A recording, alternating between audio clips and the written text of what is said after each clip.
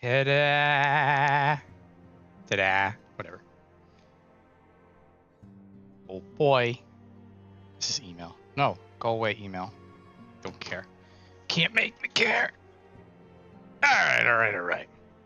Hello, one and all. Does the stream work? Your stream health is excellent. Thank you, Yoto. Yeah, that's all looks fine. All looks fine. Everything as ordained. Okay. Okay, let's get it. Very exciting. Very exciting today. We're gonna walk some ends. It begins. A journey of 1,000 cutscenes. I have actually been looking forward to this. Significantly. Mostly for the bit, but I mean, thinking about Endwalker and about the story, I'm like, you know what? Endwalker is a good story. A lot of fun things happen. There's a couple of moments that really stick out. There's a couple of things I'm like, I am actually curious about certain specific details, knowing how everything goes down. So, I mean, if we're not, done with Shadowbringers, it's going to be technically just a slow, I'll say more like a sloped plateau for a bit, because like it's still good, but we're not. Well, anyway, got ahead of ourselves. All right, looks like I'm gonna have a busy few moons. Not that they ever seem to be anything but. Thancred's got me dispatching troops every corner of the realm, which is not to say I don't trust the Alliance, because I do. But when it comes to putting down primals, nobody does it better than us.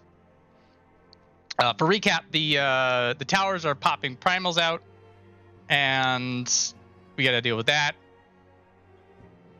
Krile has run off to Sharlayan to petition aid about the towers, and also to read up more on the Blessing of Light, which has been conspicuously absent for a wee bit.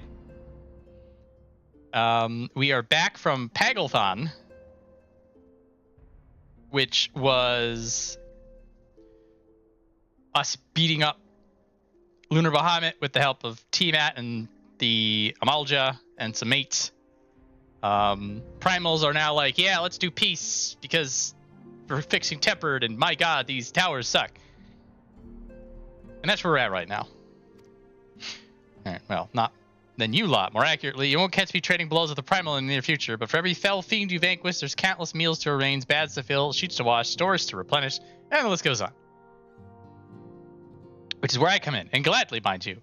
It's the least I could do to support scions who risk life and limb, like poor Arenvald. And yes, Arenvald is now injured with... He's alive, but we don't know what's going to happen with him yet. I wish there's something we could do for him, but we'll just have to settle for saying the odd prayer and keeping a roof over our heads. It wouldn't do to have him come back to a complete shambles, now would it? That's enough of my rambling. Off you go to get some rest. If there are any developments, I promise we'll be first to know. Alright. What is not for naught? No title. Alright, so that would have been 5.5, so now this is going to be 5.55. Also, hello. We're itching to take the fight to the Telophori.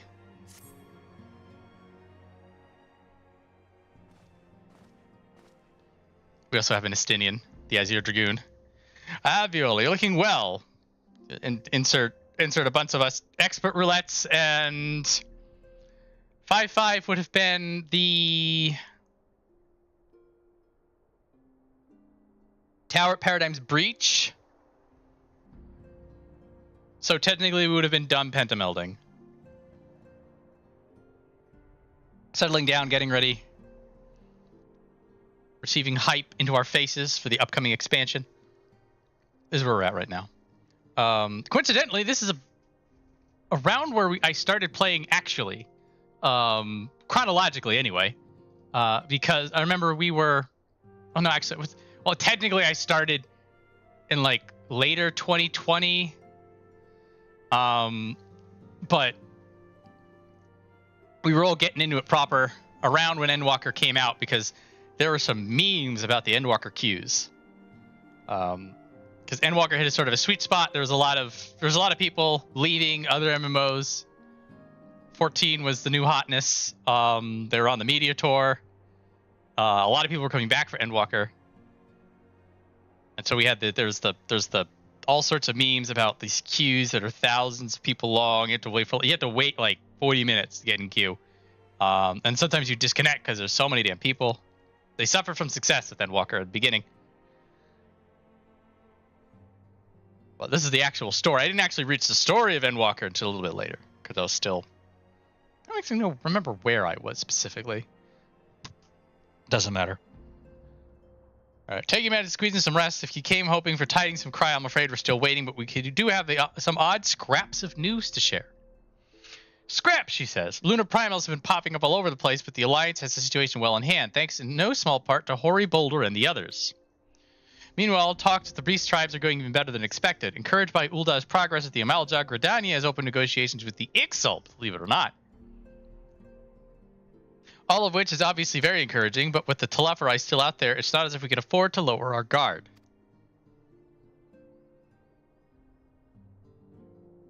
We're just chattering. Everyone's back.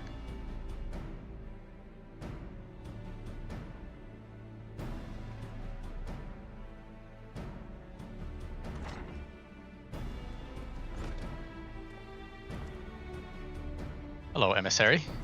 Begging your pardon, I come bearing an invitation from the Alliance. Council meeting is due to be held in Alamigo, and your attendance is humbly requested. More work meetings! Believe the intention is to share news of recent developments and discuss what measures might be taken to combat the Telephorai, in concert with our new allies. The Beast tribes have also been invited. Dramatic. It is hoped that they will join us in the fight against our common foe. The Alliance would bring all the Beast tribes into the fold at a single stroke. An ambitious plan, given the delicacy of the negotiations, but mayhap an expedient one considering the threat we face. Indeed, my lady, tip of fedora. And for their part, I am told the Beast tribes have agreed to attend. If the Scions too are present, all of Eorzea will be represented. Warrior of Light knows that there's no getting out of this meeting, so just decides to go along with it. Praying from the Alliance that we will be honored to participate. Alphinaud will be honored to participate. We shall make for Alamigo without delay. Oh, we're being received at the Royal Palace.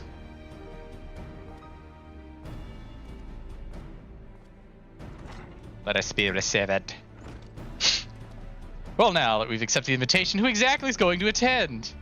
I move that you and Ashtotal lead our contingent. Given how long you have worked to end summoning, it is only right that you be present for what promises to be an historic moment. I think we've all played our part in that little endeavor, don't you, Viola? Yeah, sure.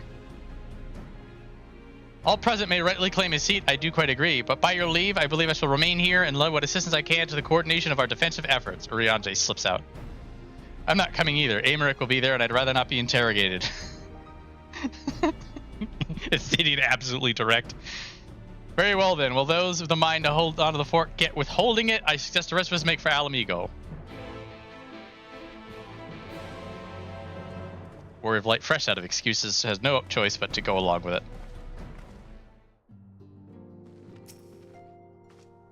Don't worry, I have no plans of returning to roaming in your absence. I know you'd only chase me if I did.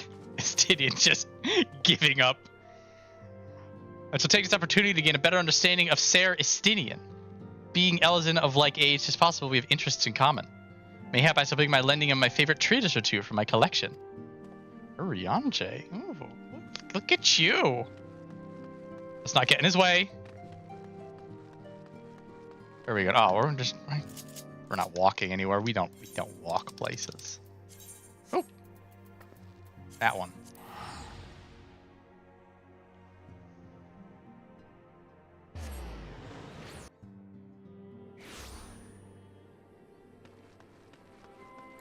Hello, Midgard Stormer, father of dragons.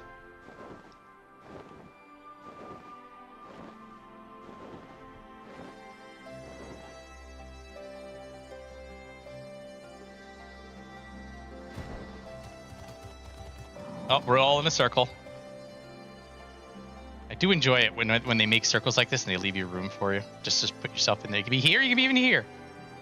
It sort of fits either way. They have room for one more person. Look at that. What do you want? Even with the swift intervention of the immortal flames, all too many lost their lives at Pagalthon. Still closer cooperation between our people will be required, blah, blah, blah.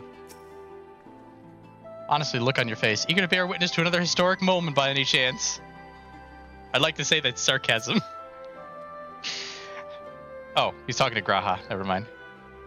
Da da da da.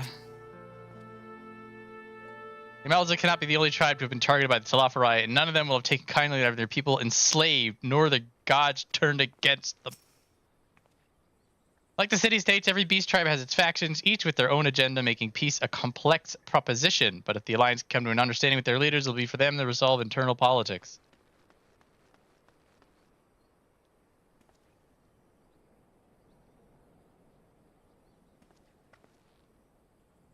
Oh, okay. I was playing the video game, yes. Oh, he's been expecting us. Well, some few guests have yet to arrive. The alliance leaders are all present. Shall I in? In we go.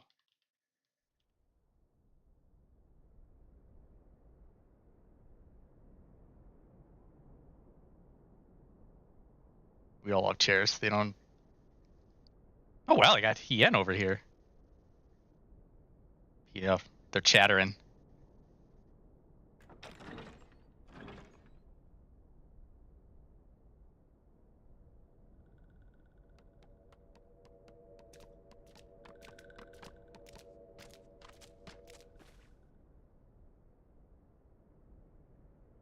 This is a fun little moment to see everybody together.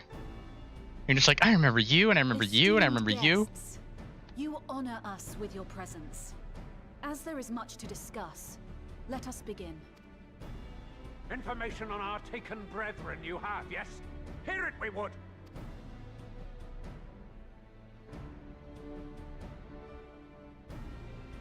Wow, they flew them all the way out from the Sea of Clouds. Look at the ship.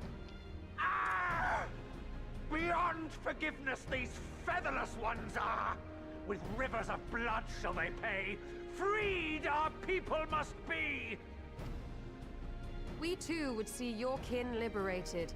But ere we attempt their rescue, we must first find a means to negate the risk of tempering.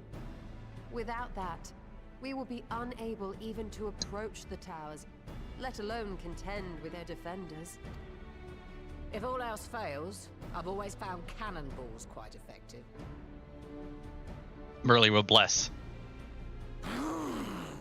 And what of the prisoners? Would you see them slaughtered? Think for a moment. Ponder, consider, think. If Merlwyb truly intended to bombard the towers, she would have done so by now. Remember, we came here to find a solution together, did we not? Y'shtola spoke of defenders. I but offered a means to clear a path, should you require it. Given the enemy's capabilities, we will all need to play our part if we are to have any chance of success. For if any here should give less than their best, it will be to the cost of every living being on this star. The Paragon, the Empire, our very gods. How can we hope to prevail against such odds? That our foe is formidable, none would deny. But our strengths are many and varied. In this chamber, I see masters of strategy, masters of magic, masters of the land, the air, and the sea. And together, there is nothing in creation we cannot overcome. There's actually a lot of people in this scene. Just sort of sinking it in.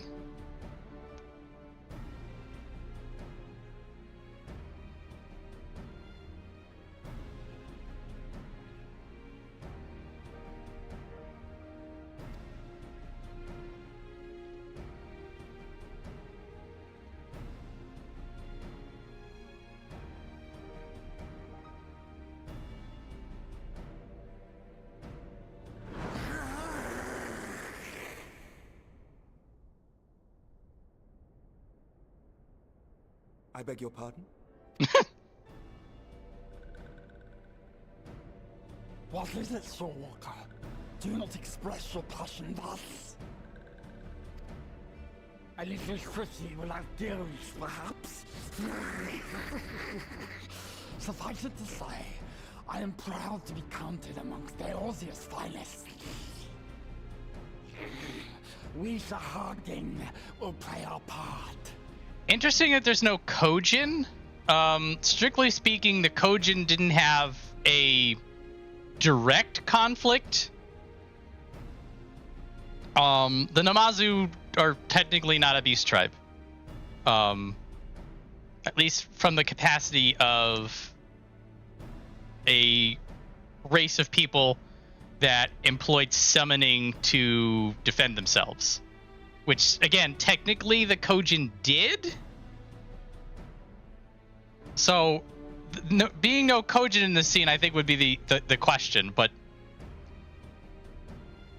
the whole red shell, blue shell thing is kind of weird. Also, probably the red-shelled Kojin are just reclusive. Can go either way. We kobolds have not forgotten the crimes the Overdwellers committed against us in the past. But today we look to the future as allies united in purpose.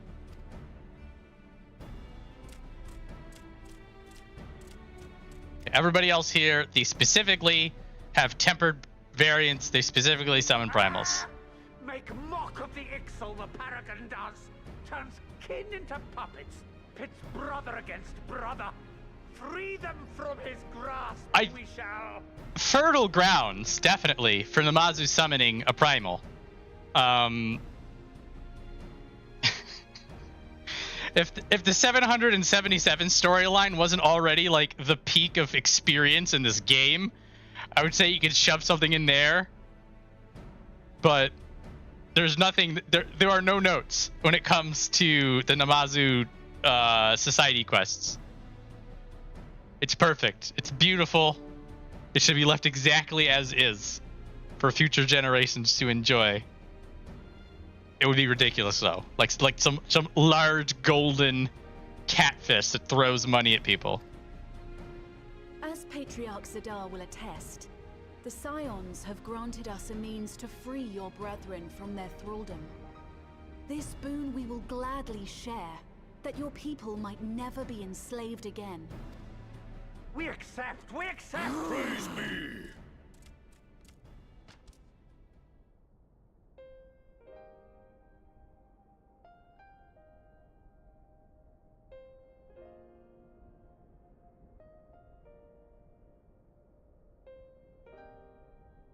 It's taken a while, but I do believe we might be one step closer to a world without primals. Would that Minfilia were here to see it. We still have a long way to go, and we're going to need a lot more Porksies. But we're moving in the right direction.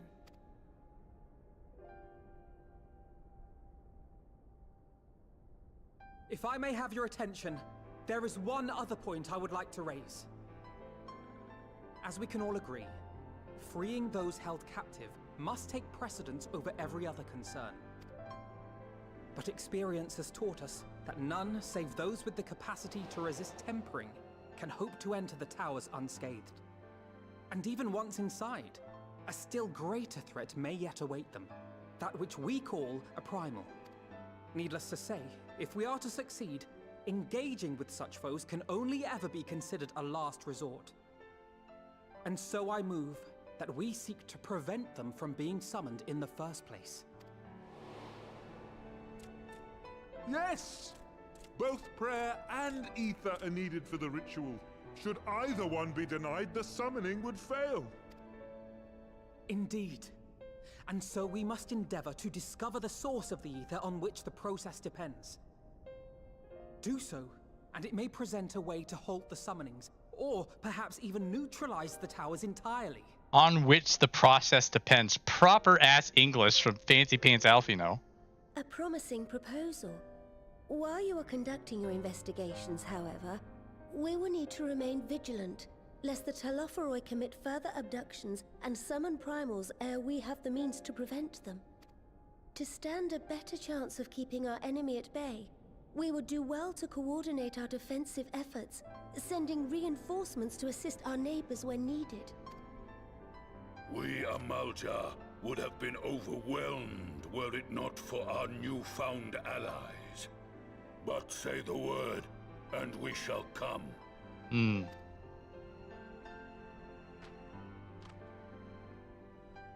I see we are all in accord. But what are we to call this proud fellowship of ours? I submit that the honor of naming it should go to the scion whose brave efforts... Don't pin this on me, Aymeric. Get out of here. Eorzea. What say you, my friend? I don't name things. Get out. I would call it one moment, please. Might I suggest the Grand Company of Eorzea? I remember a certain someone pondering it once upon a time, and it seems as fitting a name as any. A fine choice, for there is none here who does not love Eorzea. Aye, in that we shall ever be united. How about you name it the Crystal Braves?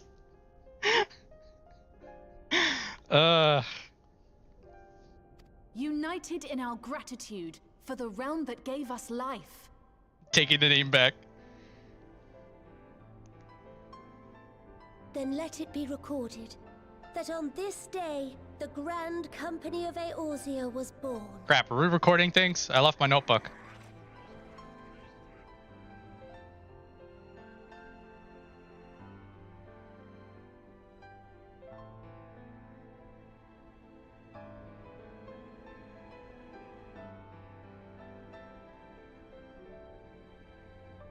How long have we dreamed of this moment? And now that it's here, Oh, forgive me. Might we speak outside? Wait, we could have left at any time. Damn it.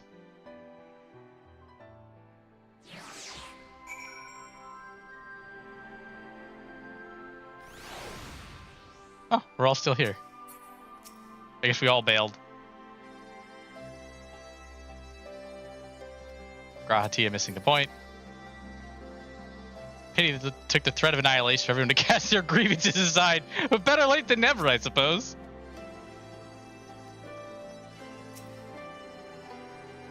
We've won over the leaders. Now the leaders must win over their own people. No small task, I grant you, but we have come a long way since first we joined with Minfilia to bring an end to summoning.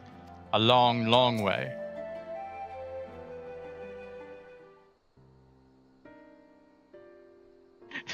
Thancred did make a reference to the Crystal Braves. Well, now that we're out of earshot of the other delegates, I hope you'll forgive me if I speak my mind. Let me begin by saying that I have dreamed of this day since the moment I first set foot upon these shores, and I was heartened as anyone to see the people of Eorzea pledge their solidarity. Yet even as they uttered their declarations, all I could think about was the conflict to come, of the sacrifices that would be made and the lives lost, the inevitabilities that I still struggle to accept. But at least now there is hope. Formation of the Grand Company of Eorzea is the first step, the first of many. Many and more. We saw you leaving. Seeking match Alphinaud's assistant in the matter involving Gridania's neighbors, the Sylphs. I know that you and yours have long kept a weather eye upon the crystal trade, the better to predict the coming of primals, and so you'll be familiar with the Sylphs of the Ash Crown Consortium.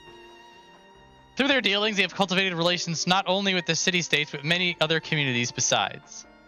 Companies such as the Beast Tribes. Just so, it is our hope that we may make use of the Sylph's established lines of communication to coordinate the efforts of our new Fellowship of the Ring. Yet there remain certain practical differences between a trade consortium and a grand company. If the Sylphs are able to perform their task effectively, they require the counsel of one versed in the operational aspects of an armed force. An armed force founded with the self-same goal in mind, no less.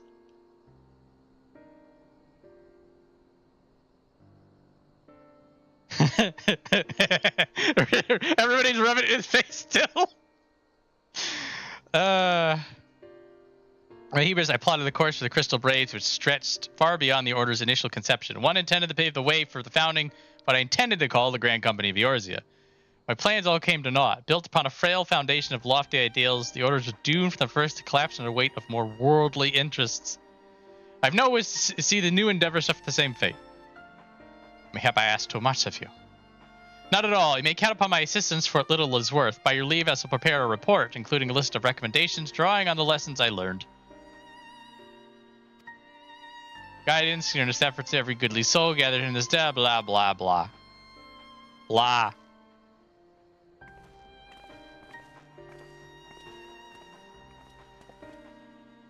We're committing and writing. There are a number of people whose thoughts I should like to hear. Former Braves, you understand. Might you join me in seeking them out? I can't think of an excuse not to, so yes?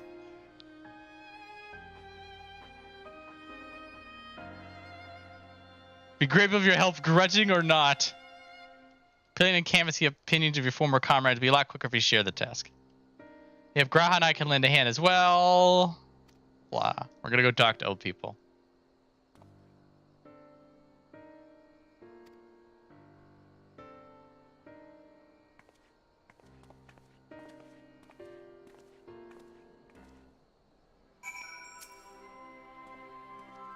Oh, whoops, didn't mean to talk to you. I meant to talk to Alice.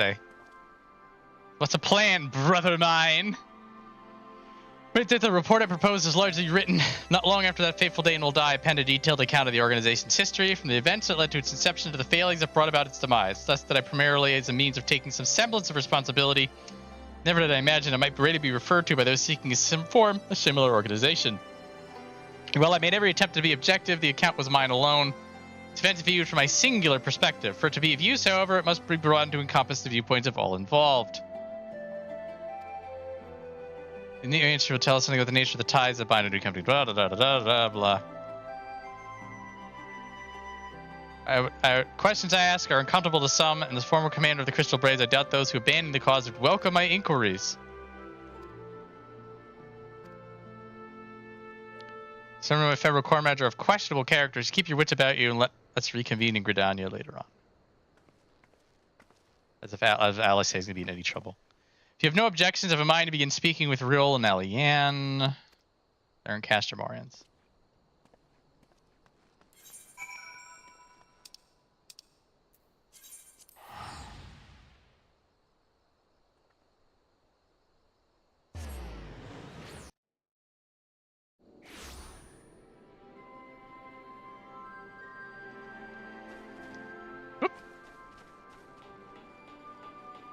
Sup, Riol? He's always a fun character.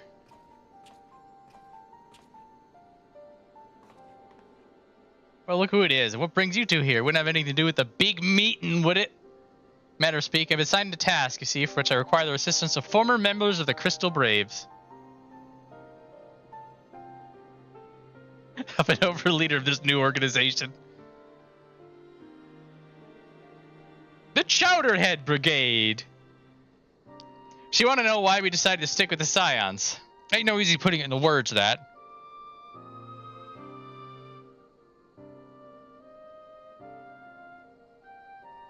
As Riol will attest, I spent a long time agonizing over my failure to alert you to our traitors in our midst. For my negligence, I was captured along with many others, and we were powerless to prevent the tragedies that ensued. Not a day goes by that I do not think back to those fateful events. By joining the Scions, I hope to redeem myself, and I will continue to serve the cause for as long as I'm able. That was my only reason. When we were finally reunited with the Rising Stones, you refused to blame anyone but yourself for the fall of the Crystal Braves. And in spite of everything that had happened, everything you had suffered, took us back without a moment's hesitation. We would not have blamed you had you turned us away, but when you gave us your trust instead, what else could we do but try to repay it? Nothing, that's what. As for my own tale, well, I've always felt the Scions had something in common with me old crew. The duty of the strong is to protect the weak. That was our creed, and I still strive to live by it to this day. But as time goes on, I've learned that strength comes in many shapes and sizes. From Hoary Boulder to Mistress Tatara, we've all of us something to offer. And not one of us is doing it for personal gain, because we believe there's more important things than that. Things worth protecting is what being a Scion's all about. Alphinaud feels happy. For me, Viola, could you?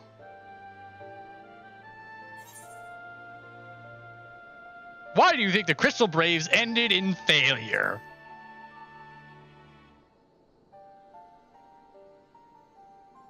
Well, founding ideals are something to be proud of, but ideals alone don't make a crew. For every swab who signed up with good intention, there was another who was only for the coin, the glory, or both. Ours was quite a disparate band, and while I'll never forgive Ilberd, the fact that we managed to function at all was thanks in large part to his efforts. Just a pity he was doing it for all the wrong reasons, eh? Or the right ones, technically. Only takes one bad apple, they say, and the Braves had a barrel full of them. Not like the Scions. We might look like a ragtag band of misfits, but deep down we've got that shared sense of purpose. And why? Because Tataru sifted out all the glory hunters before they made it through the door. For all ranks comprised of a diverse range of people, each with their own individual strengths, we were all united in purpose. With your permission, I shall make record of our discussion, refer to it when drafting my recommendations. That's why we're here.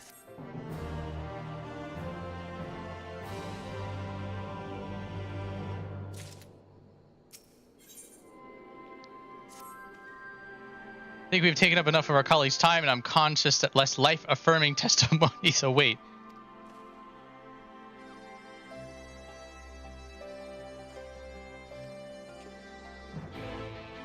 What do you got for the farewells? After the company of heroes went their separate ways, I did try working on my own for a little bit, and I'll admit it was nice being able to pick my own battles. If you want to make a real difference, you need to find a good crew and stick with them. I believe the company heroes come back during the Endwalker blasphemy quests. Company Heroes is fun. I do enjoy that storyline. Speaking of former Crystal Braves, I have not seen Air of late, constantly away on missions these days. I wonder how he fares. I wonder if that's going to be a Is that a reference?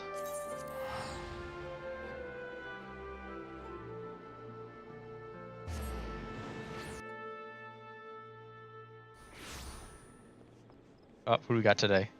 It's Eggs Benny. Powerful female Rogadin. Who's mixed matching. Look what the new transmog gives us. Exceptional. Where are these bitches? They're an old Gridania? Why are you an old Gridania? Make me go over there. Oh, it's Garlic. Extremely powerful. Where are you? Alright, well at least you guys are near an Aetherite. Can't be too mad. Just regular mad. Actually not mad at all, I don't care. Now she set her mind on something, there's no stopping her, and her mind was truly set on finding former Braves. For a while I even feared what she might do to them, but in the event she was admirably civil. For the most part. Thanks to Tara's ever dependable intelligence, we managed to track down a handful of former Braves without any great difficulty. Some are forthright, others less so, but we heard enough of them to form a picture. I must warn you, Alphinaud, some of their comments were harsh. You can well imagine, but their opinions are no less vital to my report. I seek the unvarnished truth. Foul varnished. Lucian Nightshade. Thank you. I'll set about adding your findings to my own at once. In the meantime, pray go ahead to Little Solace and seek out Elder Frixio. I shall join you anon. What do you got? Need me to attend to blah, blah, blah. Oh, we literally came here just to have one conversation. Alright, now we're padding. Come on. Come on, come on. There it is.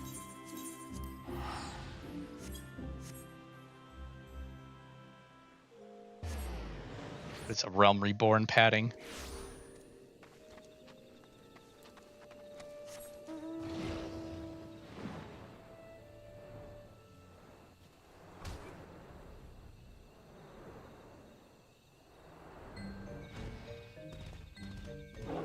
Yes. The Sylphs. The single worst society quest that exists. The ending is good. If you can get there. If you could get there.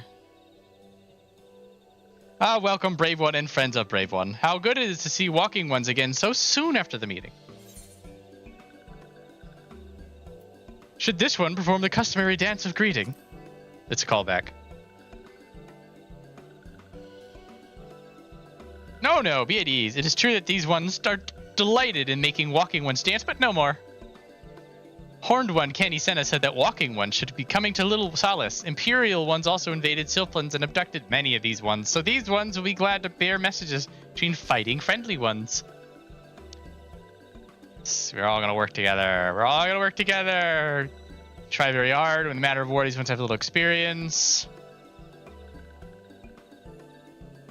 Another pretty silver-haired one. Quite a hurry, it seems. Oh, hello, Alphinaud. Uh-oh. Come, Alice. Don't tell me you couldn't read my handwriting. Twin Adder official accosted me as I was about to set out. Sharlayan has sent an envoy who is due to arrive in Gridania at any moment. An envoy? Could it be that Kryl has managed to sway the forum?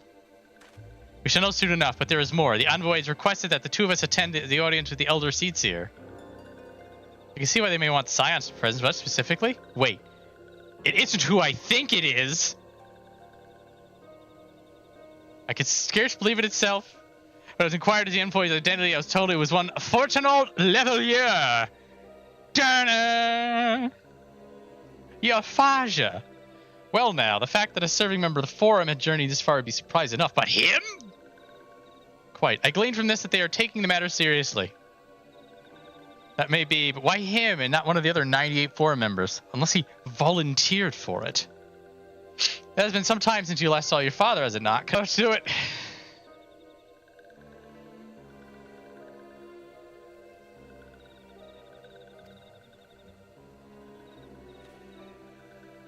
The audience will be held at the Lotus Stand.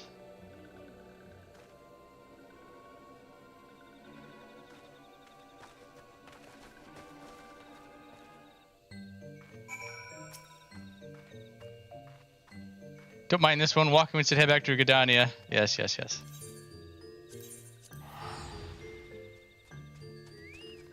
Oh, it's Star and Satar. I thought they were relatives. I do enjoy it when you see people that have a shared last name.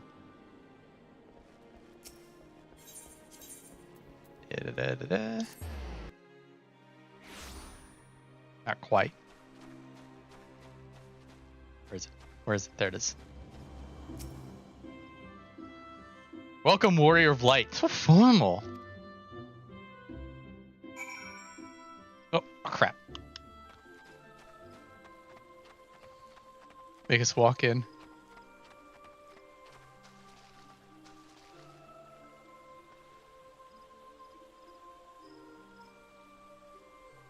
I have no drop frames according to OBS.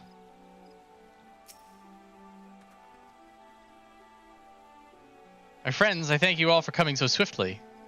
Word of Master Forchenault's visit took us quite by surprise. When the Alliance granted Mrs. Kryl permission to request Sharlayan's aid, we did not anticipate so prompt a reply, much less that it would be delivered by a member of the Forum.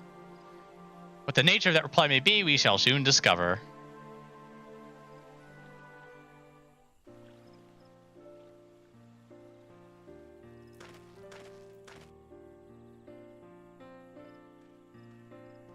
It's him!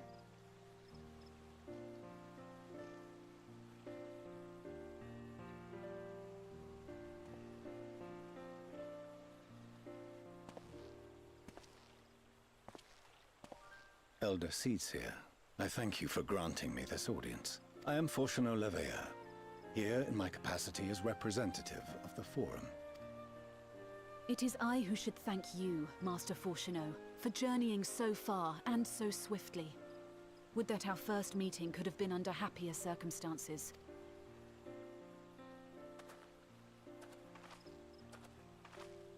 It has been too long, Father. You look well. As do you both. Ameliance will be glad to hear that you are taking care of yourselves. How is Mother? She misses you terribly, of course, but is otherwise a picture of health.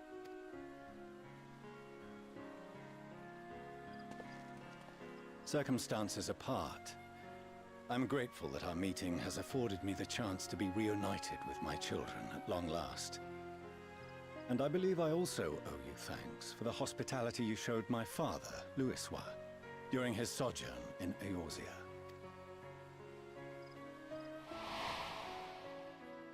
All thanks we owe to him. In the days prior to the 7th Umbral Calamity, it was your father's tireless efforts which granted us a means to vanquish the Primals. Were it not for him, Our strength would have been quite spent by the time the Empire arrived. That Gridania still stands is in large part his achievement. He was a great man.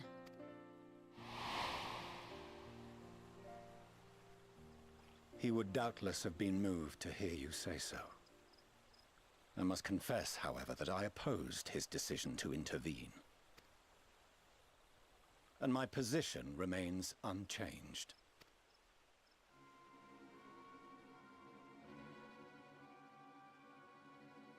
To chart the course of history, not to change it.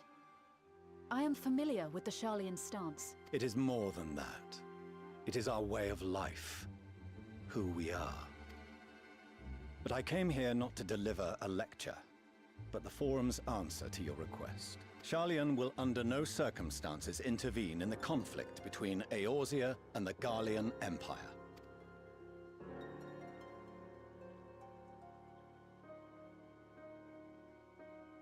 May I ask for what reason the Forum has come to this decision?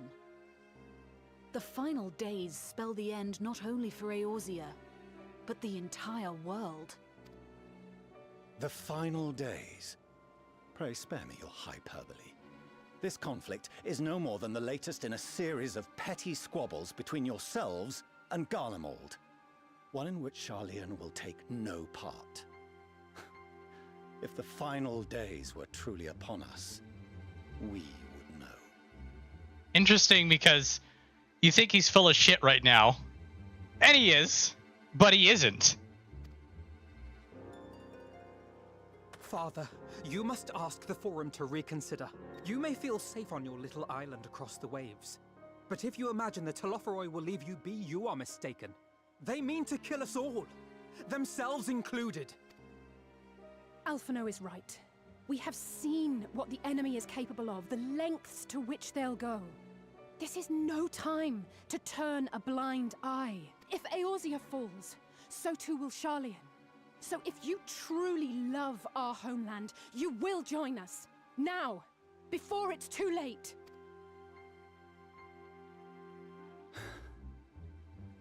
I thought you knew better than to raise your voice to your elders. It seems I was wrong. Wrong to ever let you leave, Sharlayan. I consoled myself that your time abroad would instill in you some hint of restraint, of discipline. But I see now that Eorzea has made fools of you both. Have you forgotten why it was that I so vehemently opposed your grandfather's departure? For all his wisdom, his only solution was to go to war, death, devastation, ruin. Even those who claim victory are scarred for life. What prize could ever justify such sacrifice? It is the duty of the learned to avert such tragedy. By fanning the flames of war, you forsake all you once held dear.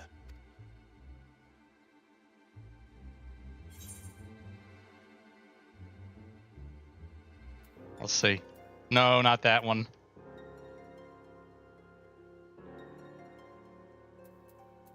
Yeah, better to fight and fail than wait for the axe to fall.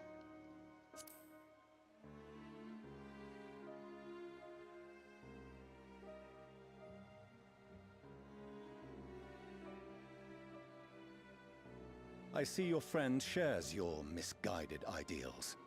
But unlike her, you should know better. By espousing such barbaric notions, you subvert the teachings of Sharlayan and place all we have worked for in jeopardy. Alphinaud, Alizé, as of this moment, you shall no longer bear the name of Leveilleur. What? Father. How you choose to live your lives is no longer my concern.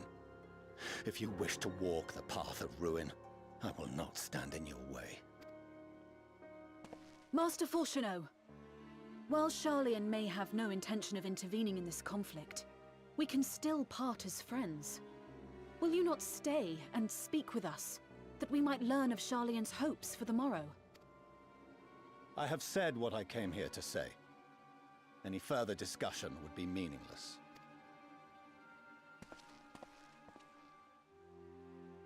Father! bother, Alize. How can you stand there and watch him walk away? How can you let this happen?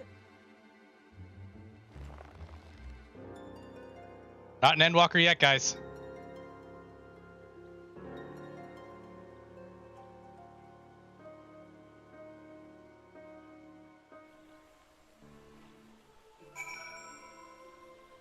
Awkward. Not so very long ago that we had a friend and neighbor in Sharlayan, and so I clung to the hope that she might yet lend us her strength. But when she forsook Dravania, it would seem she forsook us all. In order to avoid conflict with Garlemald, the Forum went so far as to order the abandonment of an entire city-state. Their refusal to aid us now is, I'm sorry to say, entirely consistent with their historic position. Is it we who will walk the path of ruin? Time will tell. As Tatsu says, now as you bring the twins out for ice cream. I'm your adopted father now. Let's get you started. So that's what he came here to say. That we're all fools for having the temerity to defend ourselves against Telophori. And as for the rest, like it or not, this was the Forum's decision to watch from afar while Eorzea burns. Father was but the messenger, and as he handed down their judgment, I could think of nothing to say that would possibly sway him. I still can't.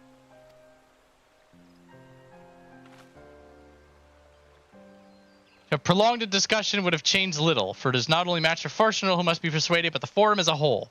Their decision was made ere your father crossed the sea. Nor is it like to be changed, and so we shall face the Telophori without their aid. Forgive me, but if they had no intention of helping us, then why would they go to the trouble of sending an envoy in the first place? Why did they not simply keep their counsel as they are wont to do? I'm sorry, I didn't put my phone on silent. That's Kryl from across the land. Has Master Forchenault arrived yet? Yeah, it was actually really rough. And as I feared, my efforts were in vain. I pleaded our case to as many Forum members as I could, but they flatly refused to discuss the matter. No, that's not exactly true. I should rather say that they ignored every word I said on the subject without exception. It was almost unnerving. Could it be that they are hiding something from us?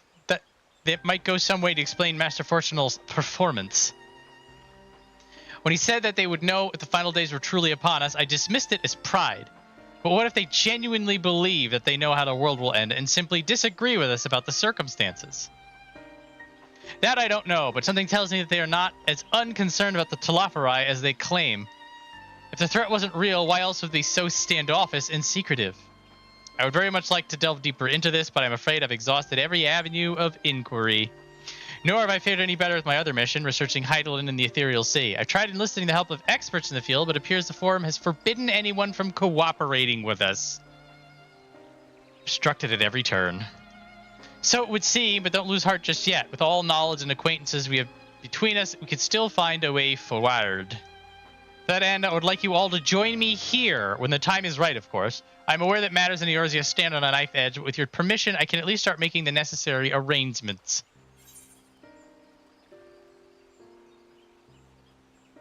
Well, there are one or two things to take care of here first. After which, assisting me will seem like a sweet relief, I'm sure. While you tend to matters heroical, I shall see about securing entry for you all, and will let you know when everything is in order. Take care in the meantime, won't you? I could pack my bags and penameld my gear again. Your speculations give me cause to hope, yet if these seeds will bear fruit, I cannot say. While it is possible the Sharlayans hide some secret truth from us, there can be no certainty that its exposure will prompt in them the change of heart. And so for the present, we must needs is back! Confront the plight in which we find ourselves. Forum has refused our request for aid and falls us alone to contend with the Telophori. Even with all of Eorzea standing united, there's no guarantee that we will prevail. What does Sharlayan intend to do if we fail? Sit on their bums. Oh, you have to have a food. That one.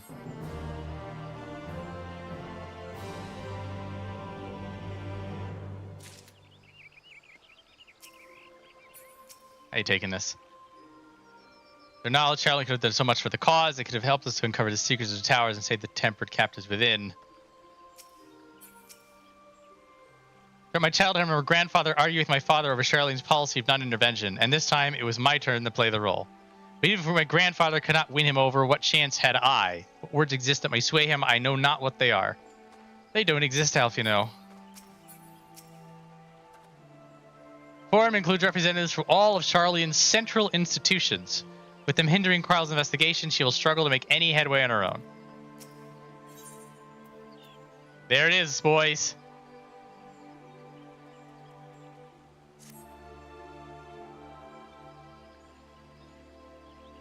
While Sharlayan's stance is indeed disappointing, we cannot allow ourselves to be distracted from the challenge before us. There is much and more to be done. To begin by sharing the forum's response with my counterparts in the Alliance. Meanwhile, I shall ask the Scions. Uh-oh, it's grave tidings. Grave tidings!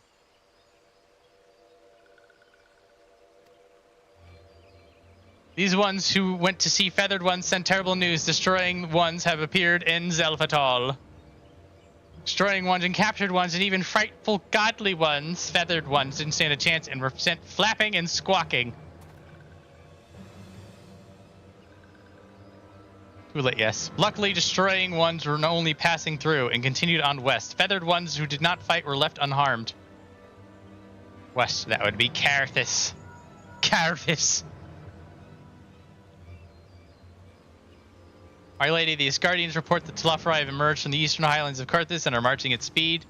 Though the purpose is yet to be determined, the Cartaneau Flats would seem their most likely destination. Lord Aymeric has already dispatched his forces. Off we go.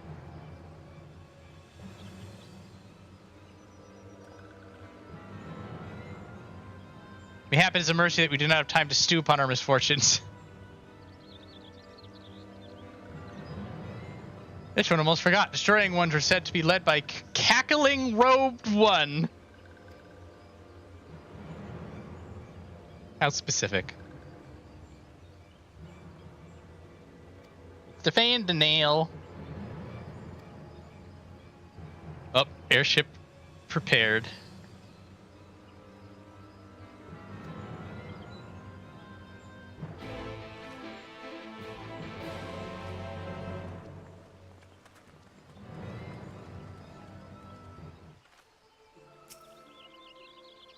I don't know, whatever. Being polite. Waiting for me to get out.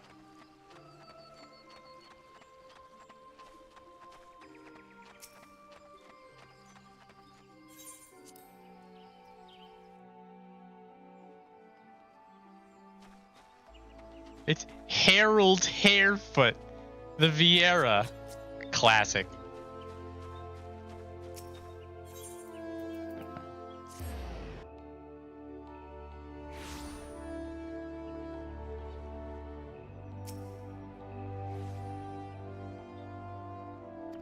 By the entrance.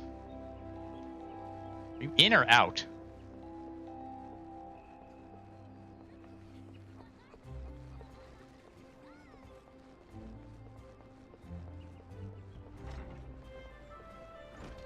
Alfie, what the hell are you doing? Oh, hey!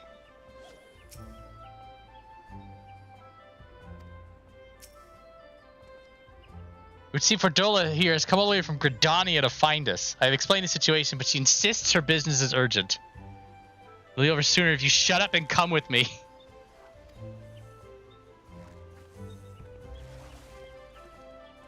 Yeah, Viola tells you to do something, you people listen.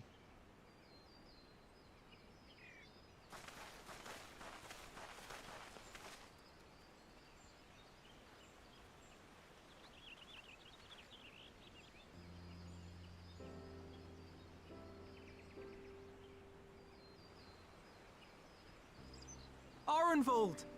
I can't tell you how good it is to see you. They invented a wheelchair just for me.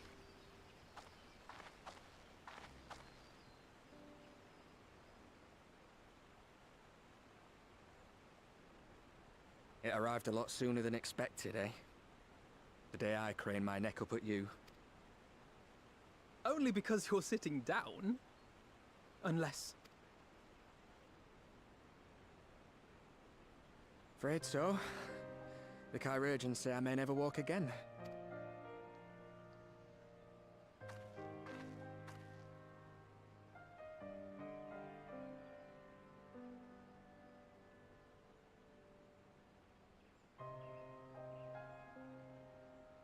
Come on, Alphinaud, it could be worse. Besides, I didn't come here to dampen the mood. Quite the opposite. All I've ever wanted was to fight for a cause I believe in.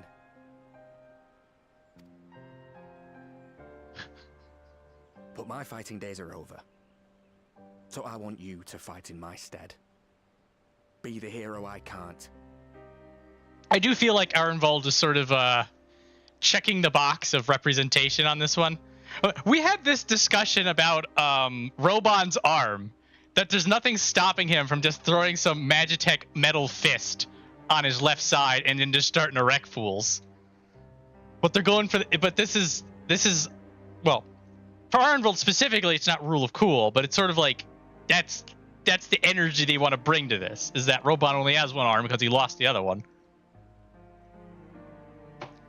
Also, to be fair, Arenvald, to his credit,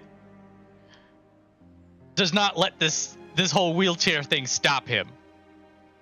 He continues being as much of a badass as he already was. He was mid-tier, you know, he's B team, solid B team, you know. But, you know, I feel like a lot of other characters would be sort of like, you know what? I'm just gonna not anymore. I took an hour to the knee. I'm gonna go be a guard. I'm gonna go be useless. Arenvald's just like, nope, I'm still going. Arenvald really grew on me. Though, in fairness, Arenvald's smartest decision was to remain in close proximity to Fordola, who is A, if not S tier character. So really, that's Arenvald's. He looked over at Fordola, and Arenvald's just like, I need to stay as close to her as possible, and then just like get the passive badassery coming my way. I mean, either way you slice it, Arenvald's pretty good. Well, you know what they say? There is no limit to Electrope's potential.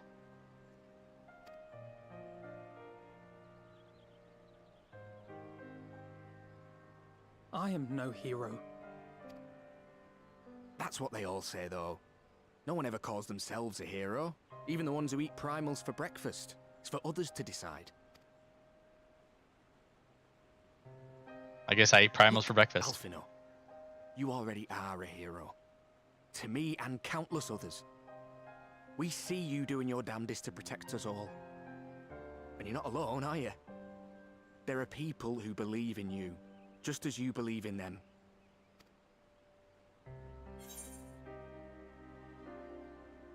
Let's see. We'll be sure to give you regards to the Talafarai. There we go. Oh, look at that stare. Oh, Warrior Light is gonna mess some fools up. Oh, I got chills on that one. And how many people are depending on you? But I believe in you. Believe that you'll see it through. I don't know about primal meat. That's why I'm entrusting my dreams to you. Like Albert and Alan once entrusted their dreams to for meals.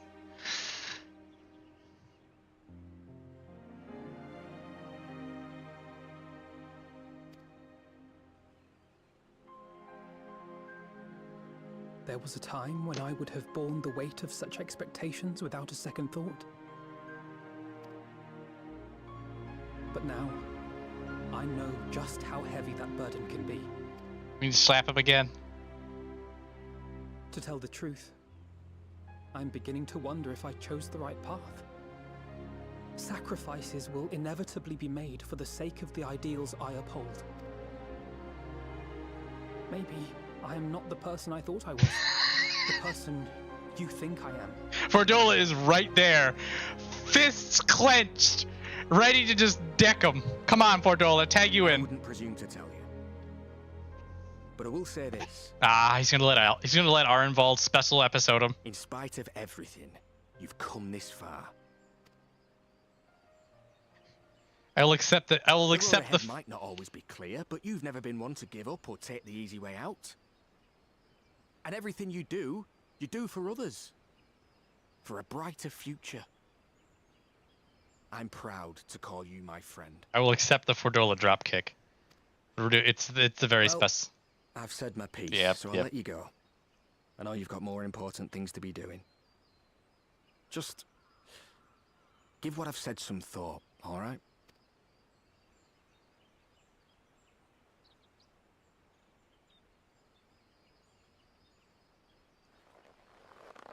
We're not an Endwalker yet. Stop. Come on. I don't have the counter going. It doesn't count yet. I shall, my friend. And we will meet again soon, I promise. We're so close. He's burning these fist clenches. We're gonna go into Endwalker. There's not gonna be any because he's using them all now.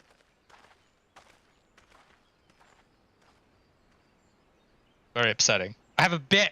He's killing the Nothing left bit. for me to do but wave and smile.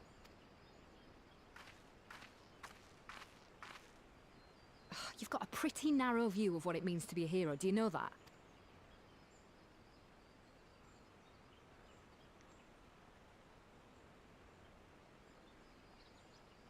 You think they're all forged in the fires of battle? That it's all about being brave and killing villains? Alphinaud and the others will carry on their fight. But theirs isn't the only one. There are other ways you can make a difference. If you stop feeling sorry for yourself and put your bloody mind to it. God, I love Viola.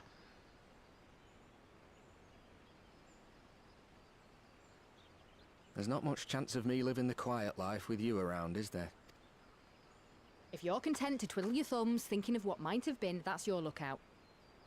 Then I reckon you've got some fight left in you.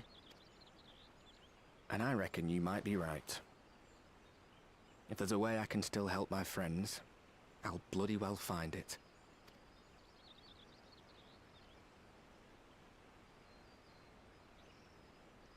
We'll be back for these two later.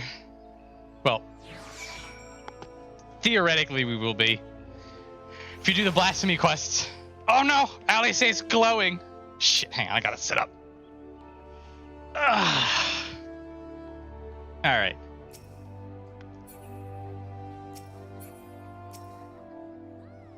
You tell me later what was that all about, but judging by the set of Alphinaud's jaw, it appears to have done him some good. Thancred and the others have already left the Rising Stones, and according to their communications officer, Malza and Kobold forces are also bound for Cartaneau. They mean to keep the promise they made in Alamigo, and we must do the same, saving as many of their tempered kin as possible. Anyway, the airship's ready to depart. Upon joining the Battle of Cartaneau, several cutscenes will play in sequence! Get it. It's fine, guys. We have Shoha, because we're level 80. What do we get? I have to look it up.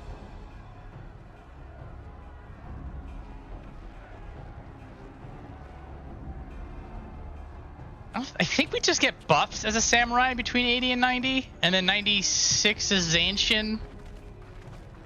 And good luck knowing what the hell your rotation is then. My fellow Scions, as I am sure you will have heard, we can expect no help from Sharlayan, nor are we any closer to discerning the Telophoroi's grand design. Grand design. Howdy. And now, our adversary moves against us in unprecedented numbers, compelling us to answer in kind. The outlook, in short, is bleak. Yet though our foes are many, and we but few, we may still tip the balance in Eorzea's favor. Of course. We will do what we always do. Deal with the ones our allies can't. A less than daunting prospect, judging by your expression. Could it be that you've dispelled your lingering doubts, Alphinaud?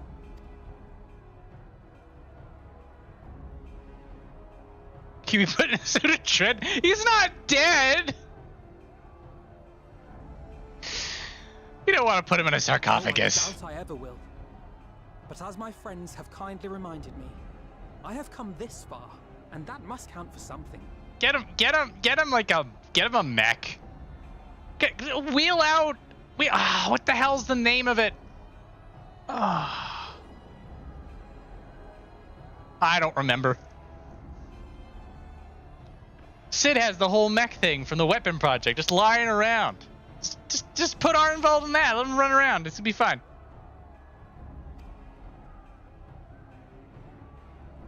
Gods be good, Alphinaud. That's what we've been trying to tell you all along. For one so bright, you can be remarkably dim at times. There is such a thing. The G unit. Thinking, you know. I think it is actually called a G unit. Hang on a minute. Oh my Might I suggest that we continue this conversation after the battle? All right. It would appear that Telophoroi have Hang already on. arrived. Hang on. This is gonna bother me.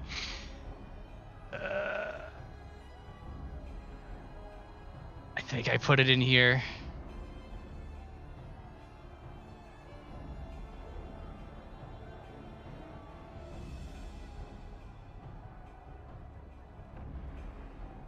Yeah, come on.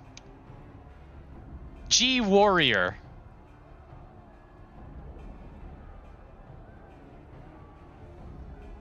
G-Warrior is the name of the mech.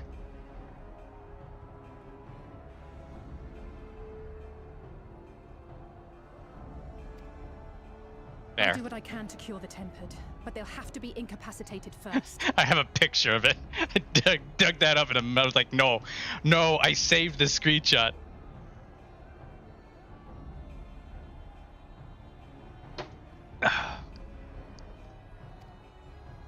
Have care, my friends, for none can say wherefore our foe did choose this fateful field to be our battleground.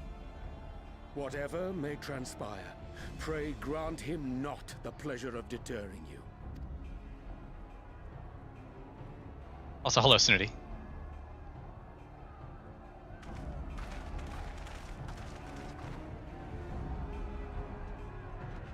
Also, yes, I think improved AoE combo.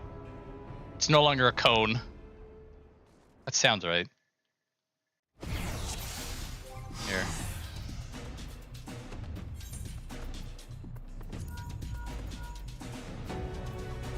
Yeah, you get Fuko instead of whatever it was. Technically, it an upgraded Tengetsu Third Eye. Yeah, then you get Ogi Namikiri.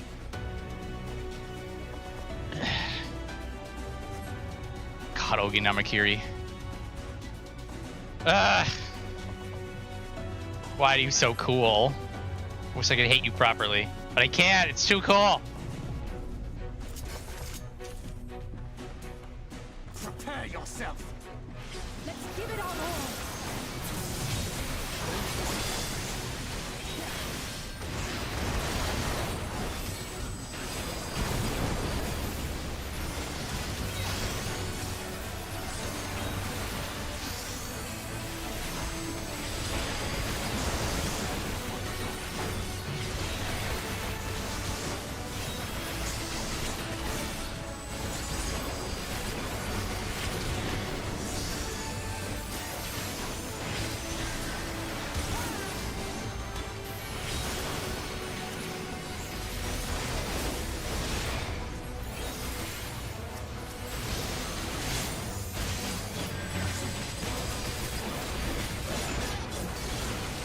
Where are we going?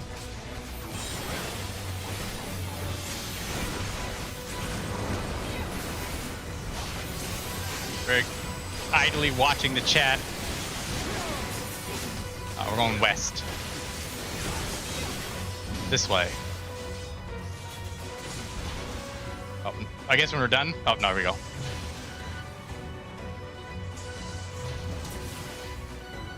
West-ish.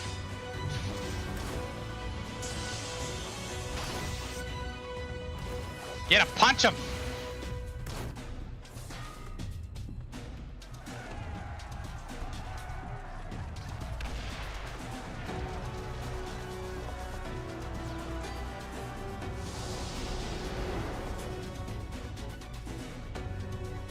Science spread it across the field. Alice and Graha take the fight to the Telophoroi. We get our own picks. Look.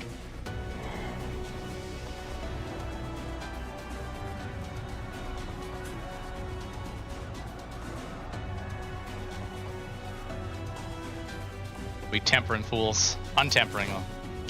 Defeat the enemy forces. No punctuation mark required.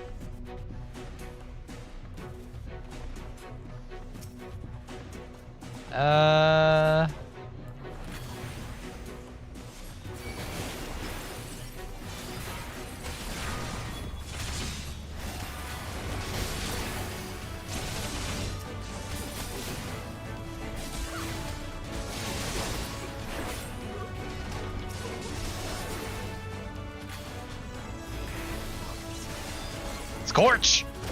Oh, never gets old. Alright, there's a AoE button. Allow me.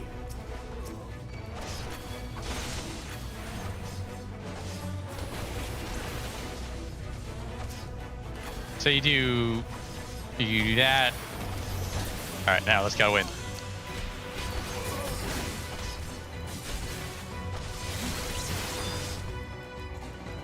Anti-move.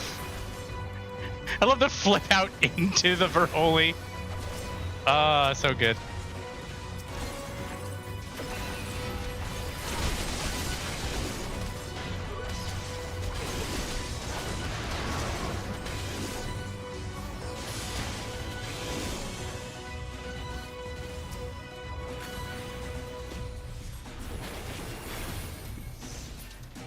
Just the beginning.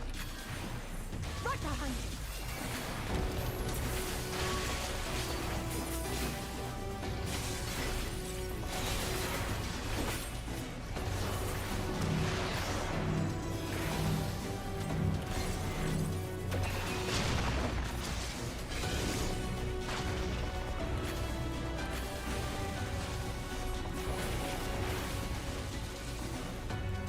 Oh man. Red Mage is just a 100% fun at all times.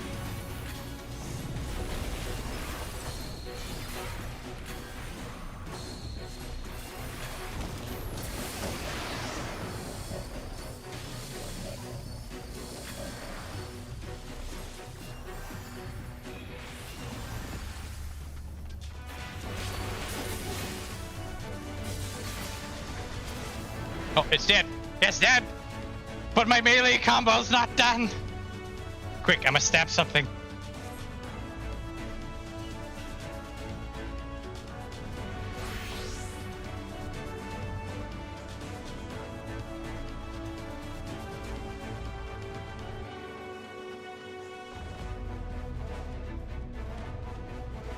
Should we?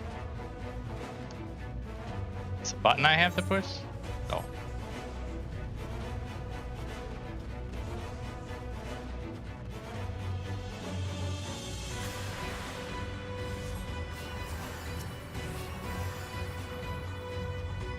Oh wait, do I click Angelo? There it is.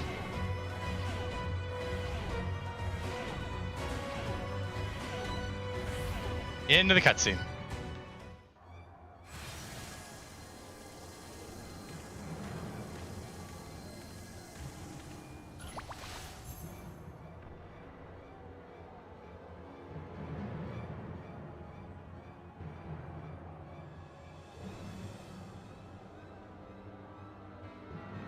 It's Giggling Robe Man.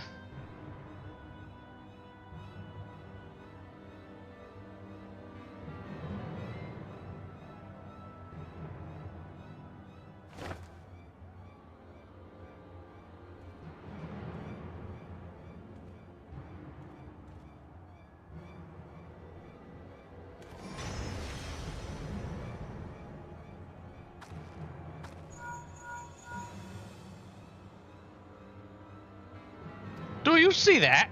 Core blimey!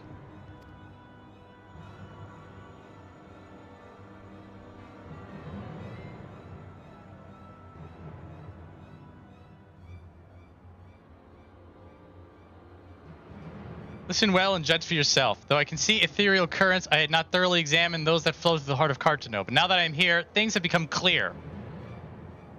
The flats conceal an etheric confluence, like to the pillars of the Azim Steppe, but in greater scale. Far greater. The glyphs that Fandaniel have conjured reach into its very midst. And I believe I know their purpose. Should the lunar primals destroy them, it would spark a chain reaction with the potential to obliterate the confluence entirely. The result disruption to the flow of ether would sow chaos among the elements, prompting earthquakes, floods, and tempests large enough to lay waste to the realm.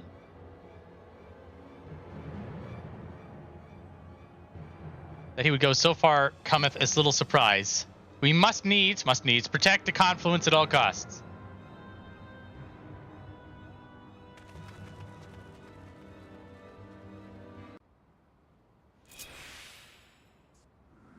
Defeat Lunar Odin.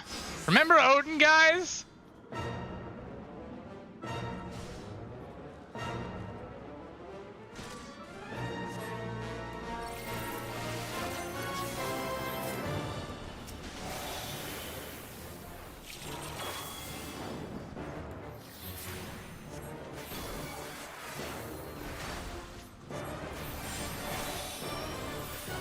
All right, that's that.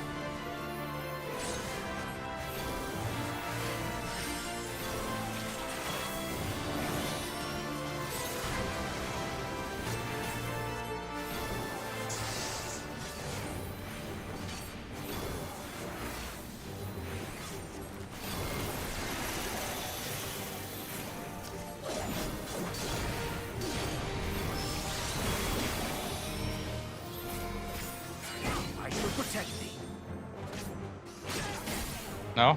No? Fine.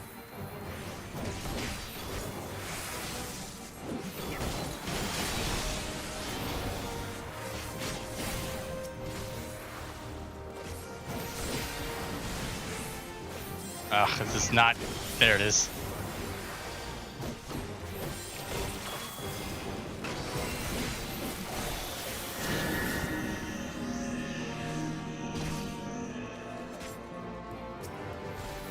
Why do I not have a dot?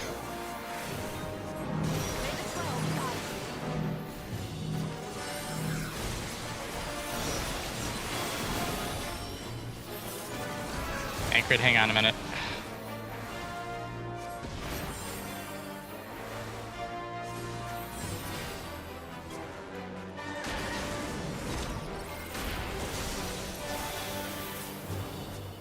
Confluence, give me a minute.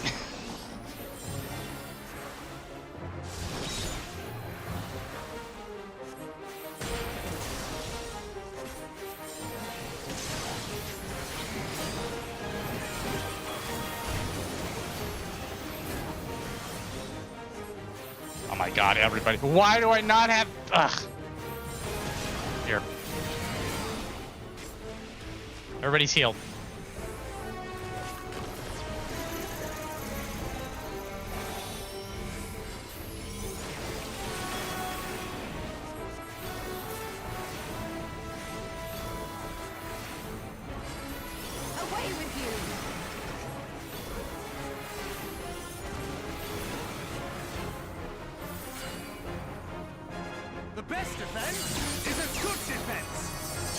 Ah, you limit break if you do it correctly.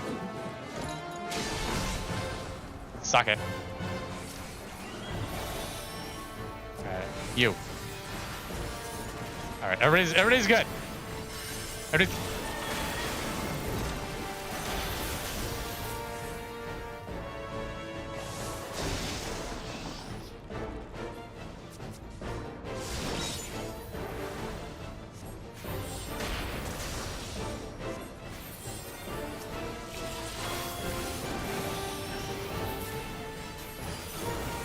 Here.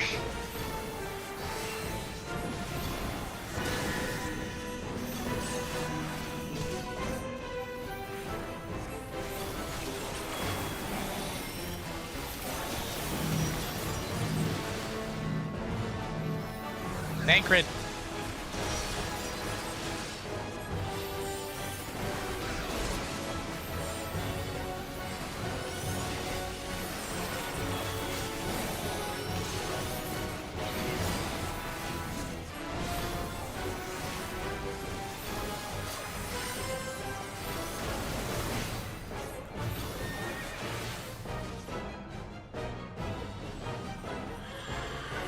I'm glad I realized I should be healing things before it was too late.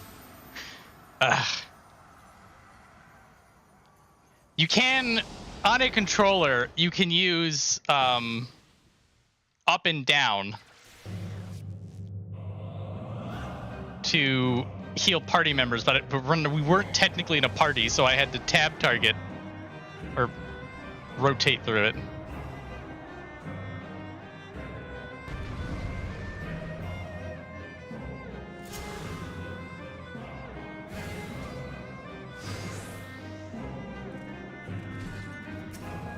All right, what do you have? You are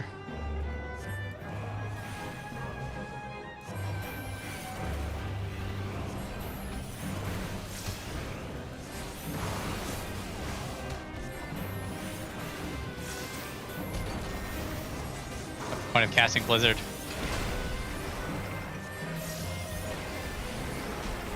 What does Break do? Don't know.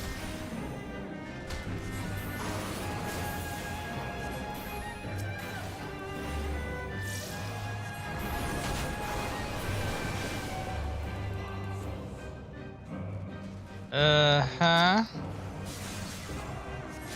Is this what Break is for? Ah!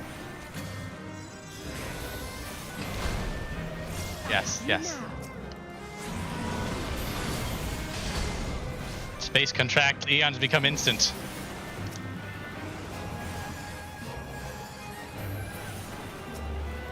Graha doesn't know what spell speed is.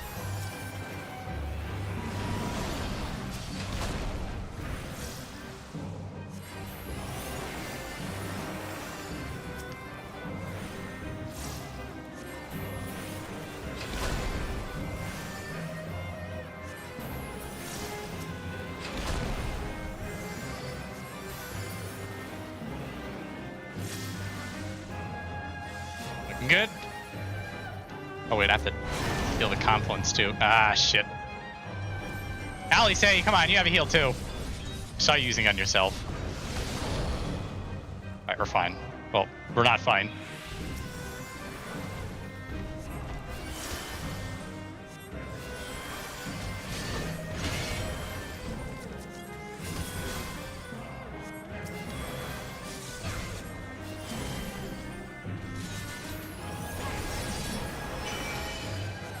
Crap. Allie, say, please don't. I don't know what fail states are for this crap.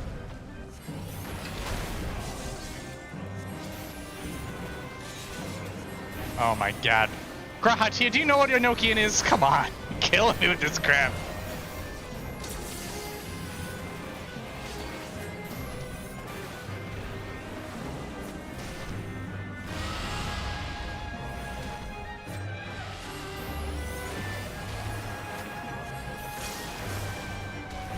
Allie, say.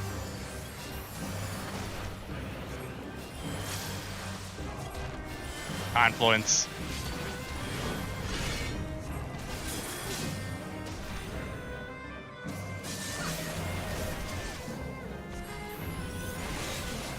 $4,000 a Blizzard 4.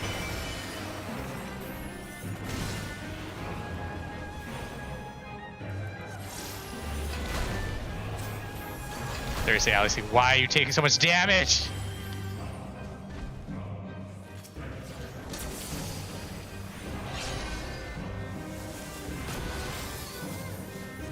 Supernaka!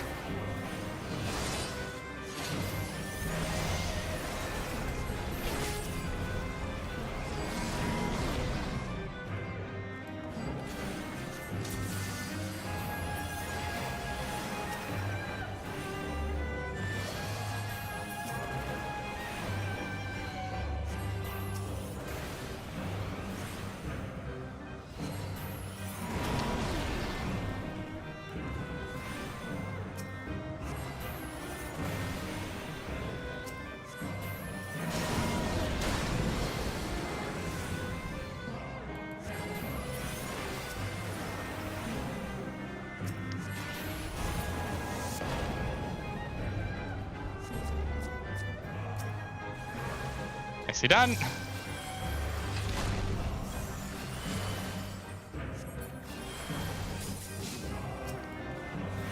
Alright, we're fine. We're good. The counterattack is called Revengeance.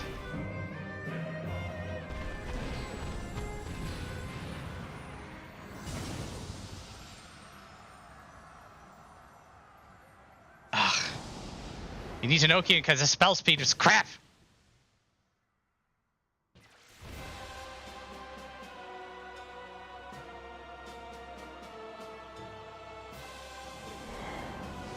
Having break and healing magic though was fun.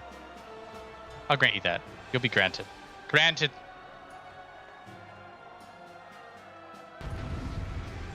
Alright, one of you bitches has to be healing.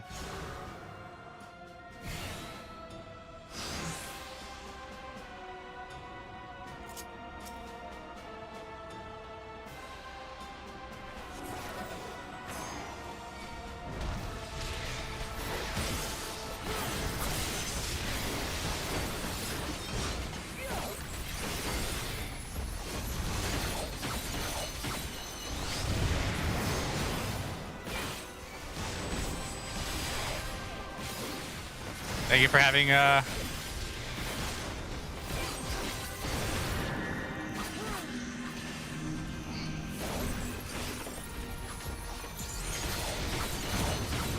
Alphinaud appear to be tanking.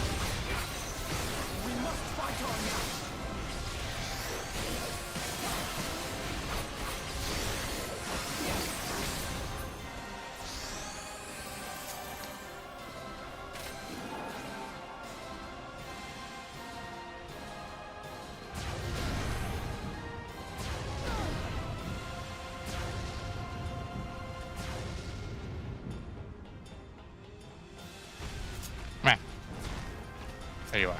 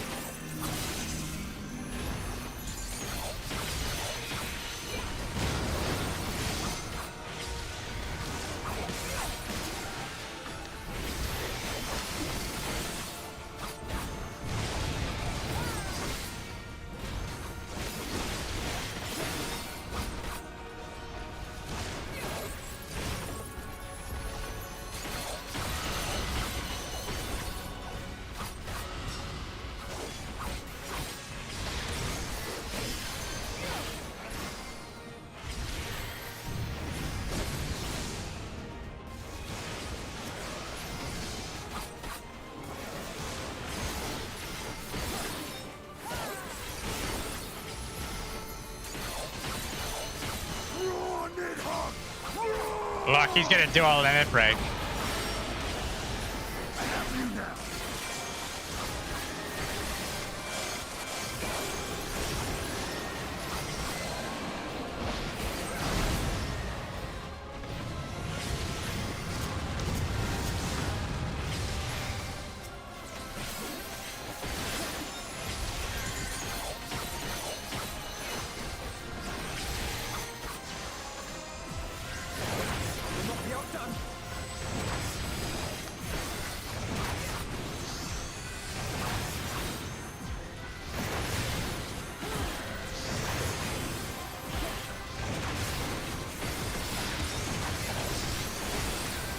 Darius says she got a finish. Nope, not quite. Oh, Steny needs to have his moment. Maybe not. Nope, nope. We're just gonna put him on the ground. Get out of here. Off he goes.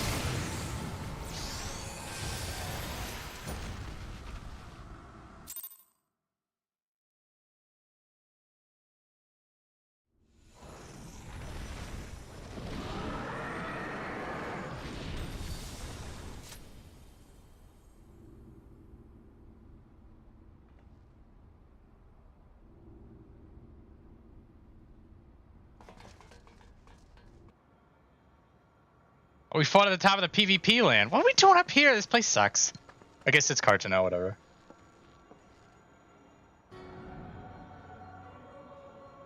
And thus another plan went up in smoke.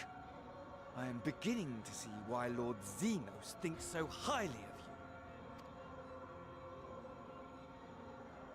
you. Not that this changes anything, you understand. You have merely earned yourself a stay of execution.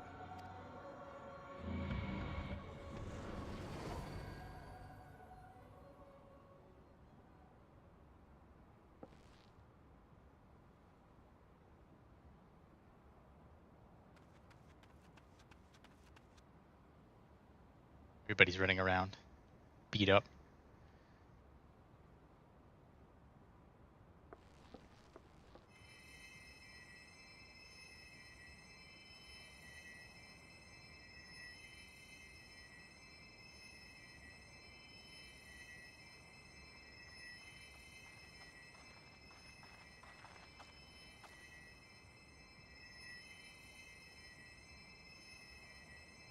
Man, those realm reborn textures, they're trying their best.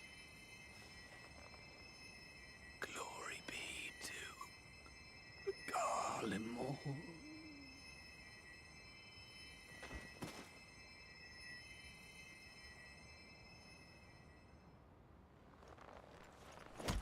Oh, punching the ground.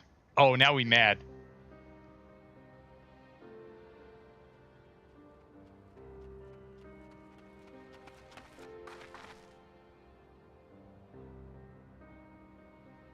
How fare the tempered? We've treated as many as we can, but some were beyond help.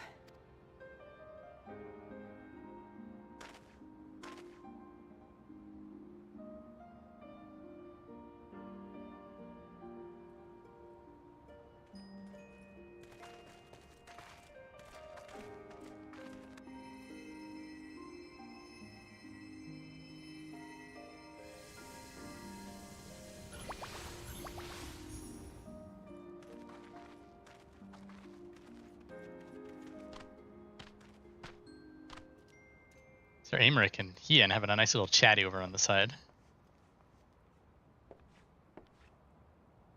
Do not hang your head so, brave scions.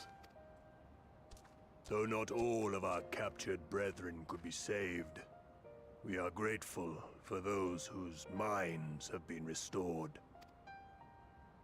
You could do no more, and that is enough. So please hold your heads high.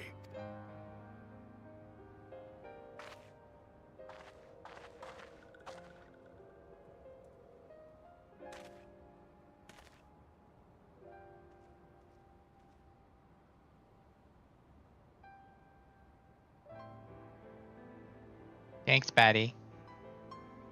Should have been quicker, but I'll do better next time. Thank you for your kind words.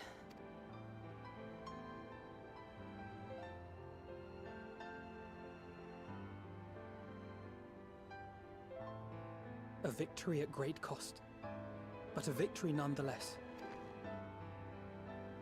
Alphinaud is really ready for Endwalker. We must stay strong and press on. Isn't that right?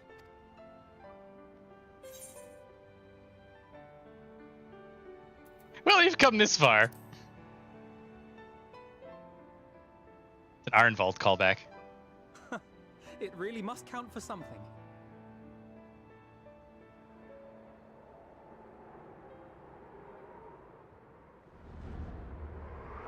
The moon.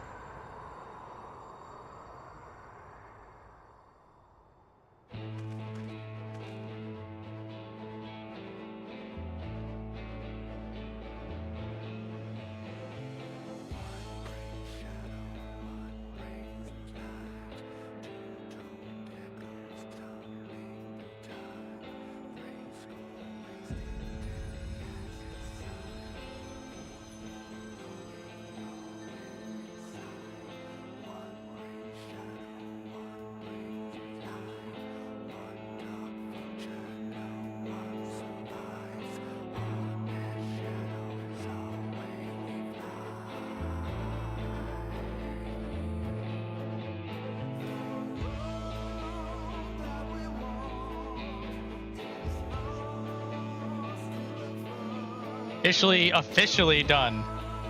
Hide scrolling text. Pause scrolling. Is everybody? Alright, we'll look at the art for a little bit. I'll look at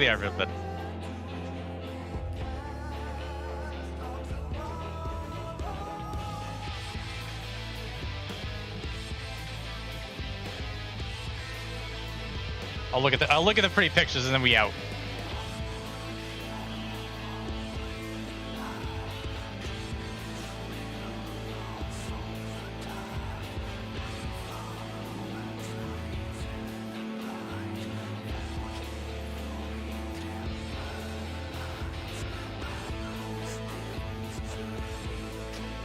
Whoa, he's so pouty.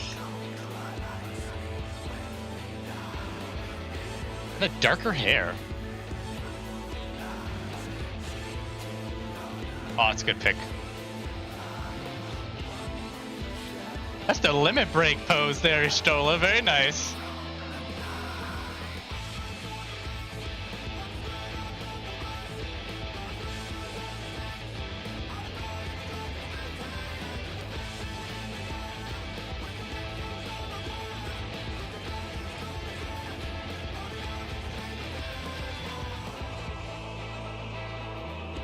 Rion taking a garbage straw.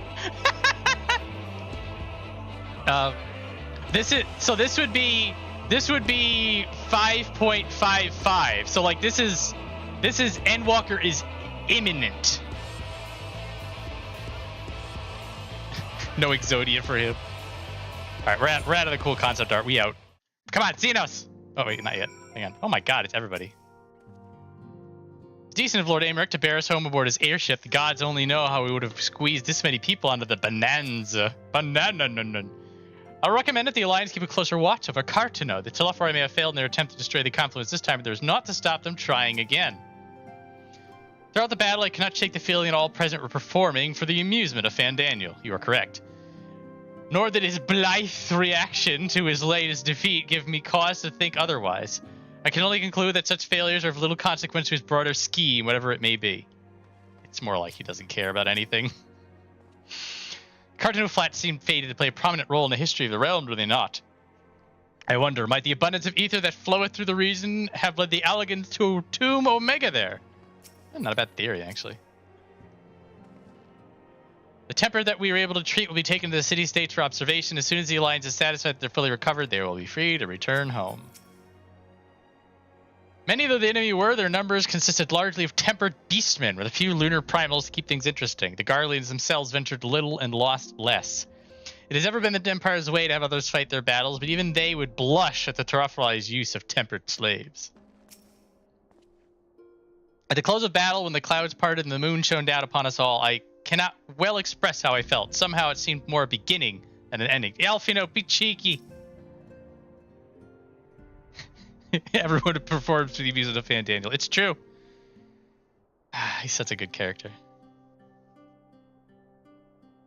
Trust you all enjoyed a comfortable flight aboard the Pride of the Scardian fleet. Lest you worry, the banana has been towed to a nearby location to be retrieved at your convenience. You've thought of everything, Lord Aymeric, and may I say how much I appreciated the hospitality you afforded us on the way home. So much booze. Think nothing of it. Our destination lay in the same direction, and it afforded me the perfect opportunity to learn how my errant friend has been since last he took his leave. Seem you have finally found a place to settle down. Merely grew weary of wandering the far east. He finally pinned his Dinian down. Returning to more serious matters, while the Telophori have been driven from Cartaneau, 'tis like the bulk of their forces yet remain. On the evidence of the Grand Company of Eorzea's first joint military operation, however, I am confident that we have a potential to meet such threats head-on, even without the aid of you and yours. Just a little bit of lampshading for when we're running around Sharlayan and Thavnir and other places. We'll get there. As such, while our forces keep the Telophori at bay, I would ask that you apply your talents to the task of neutralizing the towers. Sensible division of labor. While the towers remain, so too will the threat of the lunar primals, and given our expertise in the field of etherology, we are better qualified to find a solution. That we are, especially should it happen to lie beyond the Alliance's dominion. There's a time and place for formal investigation, of course, but certain secrets are wont to hide where only enterprising individuals may venture. I could not agree more. There are none better suited to this task, nor any upon whom I would rather rely. Everybody's happy to hear that. On behalf of the Alliance, I thank you. We look forward to receiving any information you have to uncover. And with that, I must take my leave. Should you have any assistance, please do not hesitate to ask. Everybody bows. Bye, Aymeric. See you in Endwalker.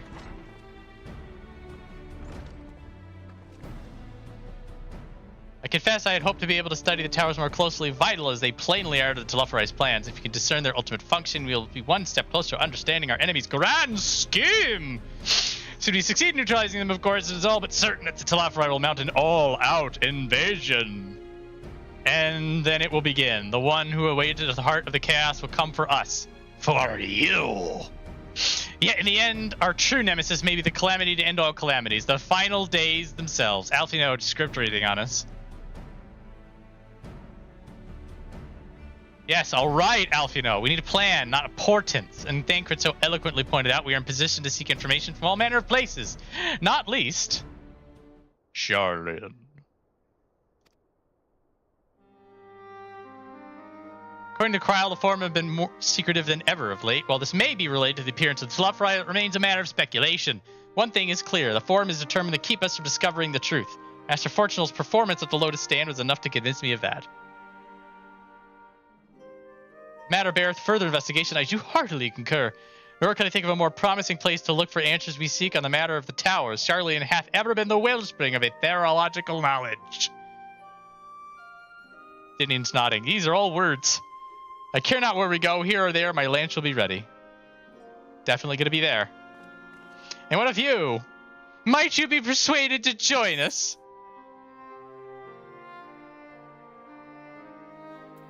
If it means I can have words with Forchenault, is a very tempting choice, but asshole route. An island of bookworms and bureaucrats, have we no other choice?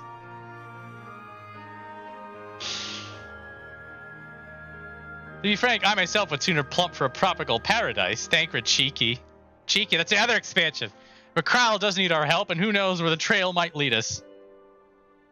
It appears we are in agreement, Istola says, making direct eye contact with us and ready to slap us in the face if we say anything further.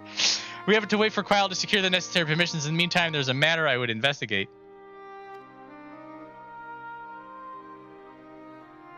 Oh yeah, I mean, I knew... I still remember your Dairy Queen discussion.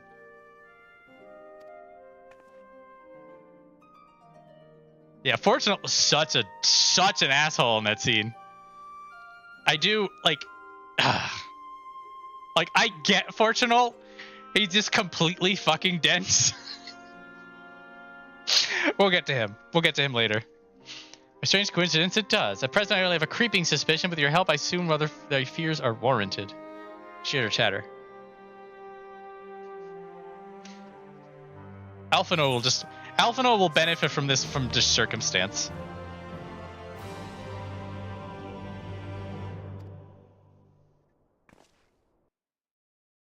All right, it's time. It's time for the edgiest shit imaginable, guys. I need this.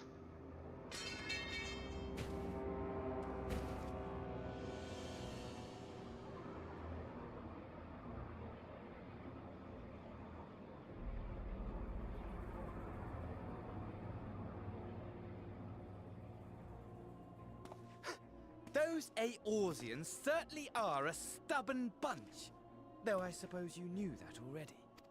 My plan to redirect the ether from Cartaneau came to a rather less than satisfactory conclusion. It was, in many respects, an abject failure. Which does, of course, raise the question of where we are going to procure the requisite amount. The obvious solution would be to draw on resources a little closer to home, though that would require our dreamer to dream a trifle more deeply.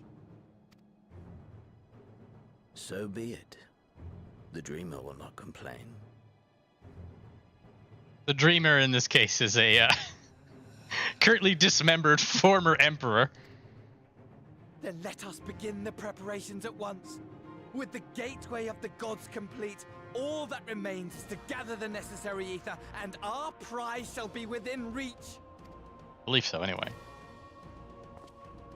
This is the kind of stuff I wanted to pay attention to.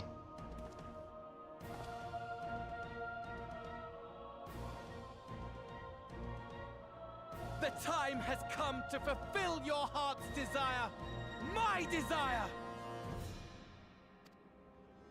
To relieve those wretched creatures of their meaningless existence!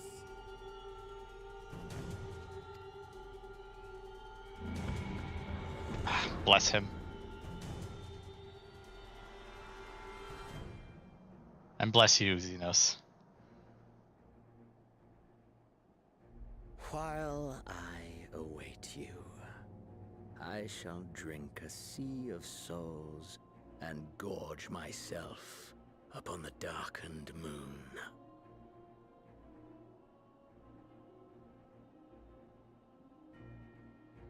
Then you shall come to me, all roiling rage and rancor.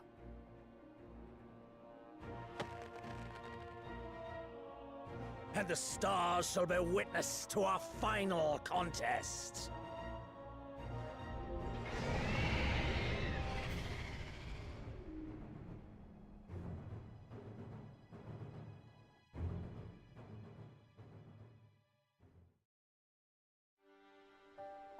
absolute cinema. Oh my god. The framing, the freaking melodrama stolen from a high schooler's notebook. Ugh. Ugh. Come on. Come on. How are you not a fan of this? Shut up. I will hear nothing to the contrary of that scene being spectacular. As I thought, the ethereal currents have been disturbed here too.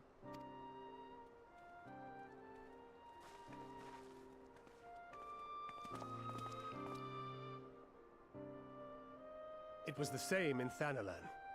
Make that every location we surveyed. And the strength of each current has diminished dramatically. Far more than could be attributed to a natural occurrence.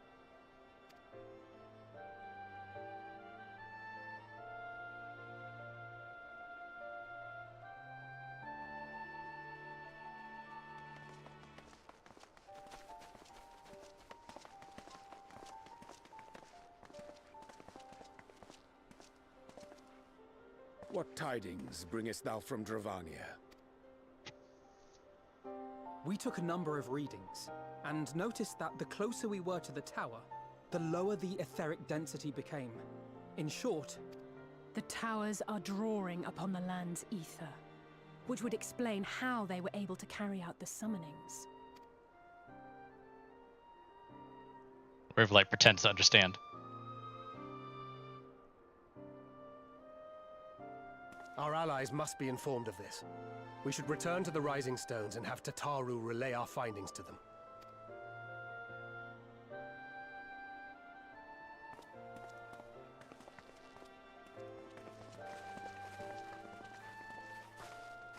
Hear me. Hear me. Hear me. Hear me. Darkness comes. And with it,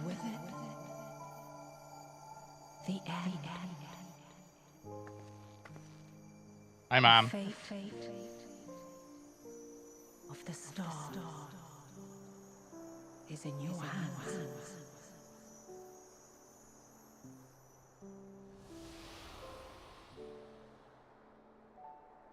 More on that later.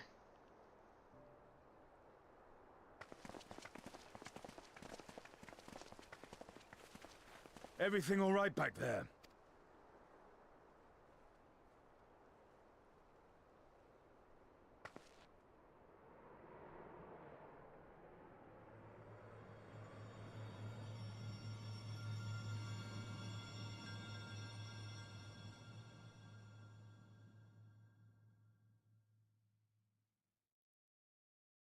At solemn dawn, grim purpose shines and gaze cast towards moonlit sky. Thus does our final curtain rise, your steps to guide what end betides. What end?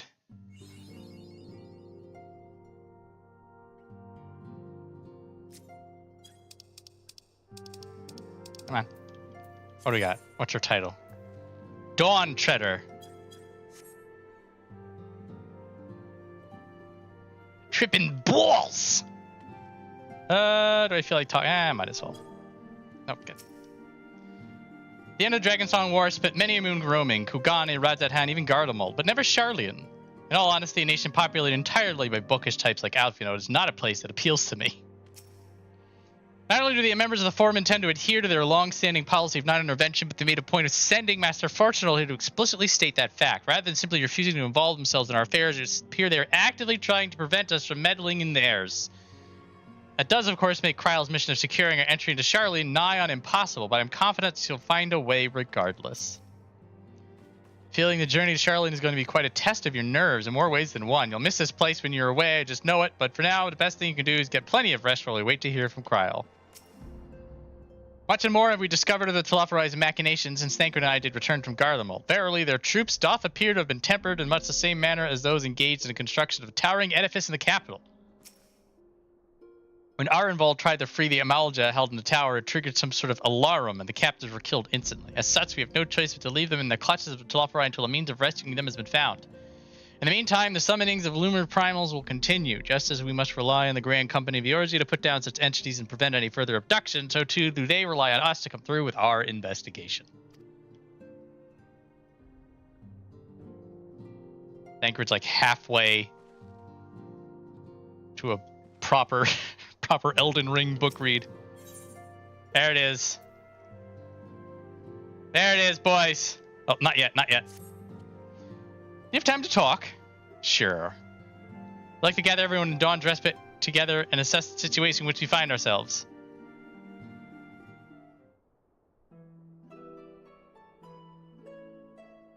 Chatting about all of the weapon grinding I've been doing. Let's take a stock of the facts, shall we? The crisis at hand began with the sudden appearance of ominous towers in a multitude of locations throughout the world.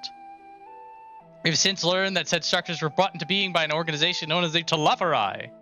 The Telophori's stated purpose is to recreate the final days of eons past, an apocalyptic event that would result in the destruction of all we hold dear. Already have these towers of theirs been the cause of untold suffering. Countless innocents kidnapped and imprisoned, their faith perverted for primal summonings. And unless you find a way to deal with the corruptive auras surrounding the spires, we can't even get close enough to rescue anyone. Those shielded with the blessing of light seem able to resist being tempered, at least. But after what happened to Arenvald and Forchenault, we need to be very, very careful about how we proceed. Yet while these threats close to home are of paramount concern, we mustn't lose sight of the situation in Garlemald. As you know, the Telophori are under the leadership of Fandaniel and one other delightful fellow, Zenos Ye Galvus, the Crown Prince and our dear friend. To date, he's reclaimed his old body, murdered Emperor Varus, and plunged Garlemald into an even deeper pit of chaos. Capital has probably seen the worst of it. For a good while there, it saw the bloodiest fighting in the War of Succession, but that has since changed, and in troubling ways. Aye, during our reconnaissance, the air was not once rent by the barking of cannons or the cries of discord. It was an eerie fog of silence which did blanket that ruined city. The inhabitants appeared to have been tempered, and with nary a word spoken did they labor to transform the palace into a soaring edifice born of nightmares. If they were indeed made thralls, it seems safe to assume that these events, too, were orchestrated by the Telophori. An army of primals is awful enough, but in light of recent developments, I fear it is only the prelude to an even greater catastrophe. We need to devise a means to counter this threat and quickly before our allies are overwhelmed.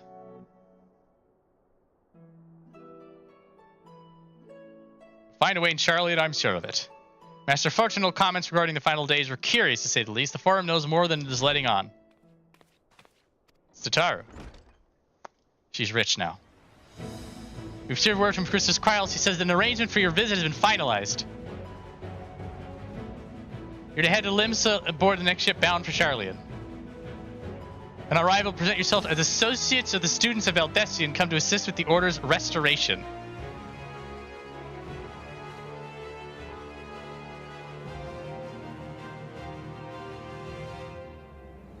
The arrangements may be settled, but what of your thoughts? They must race at the prospect of returning home after so long. I'm eager to see it, of course. Of course. We should set off at once.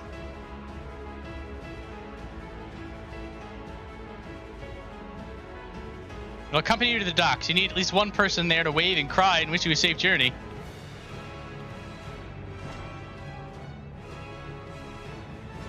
And the Endwalker overture, just so good. Alright, quest accepted! We are officially an Endwalker. Which means this gets to happen. The fist clench counter is now active! So all fist clenches from now on are going to be counted towards the fist clench counter, which will then be persistent through the entire expansion. So if somebody cleanses their fist from go on, I'm going to push this button, and it's going to go up. And every time I push the button, it's going to go up like that. And we're going to see where this cleanse counter gets us by the end of the expansion. Really, there were like a dozen fist cleanses already today, and we weren't even in Endwalker, so none of them counted. I was actually going to be, if somebody fist cleansed specifically during that last cutscene, I would need to have a debate as to whether or not it counted, because like we accepted, like we hit the button to accept the quest, but we didn't get the quest accepted message, and we didn't get the da da da da da da. So like I was just like, would it have counted over being an Endwalker?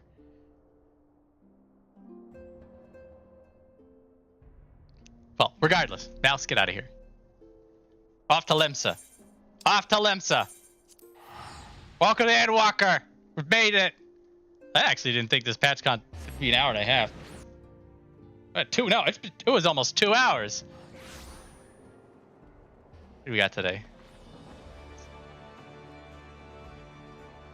Hello, I am here. Oh, hey! Welcome I'm to here to Endwalker. argue What? that the quest could not have existed unless you were an Endwalker. Okay. That's Because if valid. you didn't buy the expansion, that quest would not appear. Okay. So the act of hitting accept on the quest was the start of Endwalker, because it wouldn't have existed unless you didn't have it. Okay. That's a definitive answer to if there was a fist clench in that cutscene, would it have counted? The answer is yes. I agree with this. Yeah. That's sound judgment.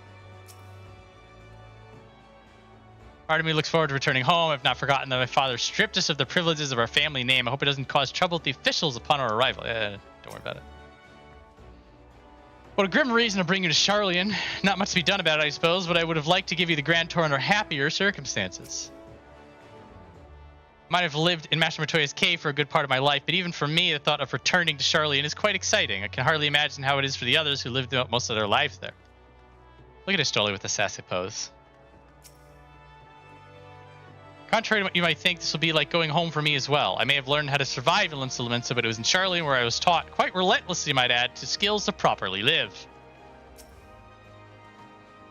I shudder to think what matter of truth awaiteth us beyond the indigo deep. Still more do I dread the prospect of discussions long overdue. Yes, he's been avoiding that topic. I never thought the day would come where I would be sailing home again. It always seems so very far away. Sea travel can be tedious, but I don't mind it. It's a rare experience for most Iscardians.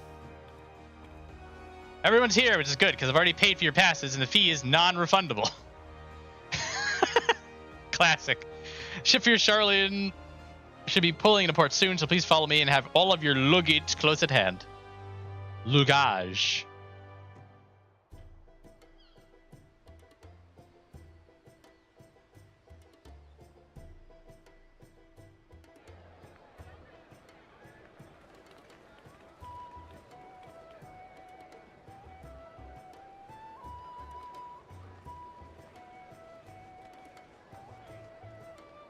The hustle and bustle of daily life here at Lemsa. They've almost finished loading our cargo. We should be ready to depart right on schedule, or so I'm told. I saw the word schedule in the back of my mind. I'm like, is he going to say schedule or is he going to go schedule? I was not disappointed. Excellent. It is nice to have a smooth beginning to one's journey, at the very least. It's funny.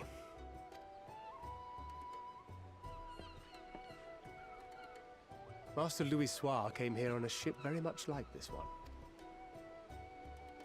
And now, years later, the street urchin he befriended that day is bound for his mentor's homeland.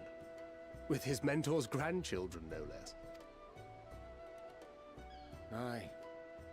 'Tis upon reflection that every twist of time's river and fate's whims are brought into sharp relief. She's the one talking our teleports paid for the airship. That is one of my favorite throwaway factoids. That she's just been pocketing all of her teleport expenses. She makes us outfits and then becomes. She and Rowena are gonna get into fistfights when the corporate wars come to Eorzea.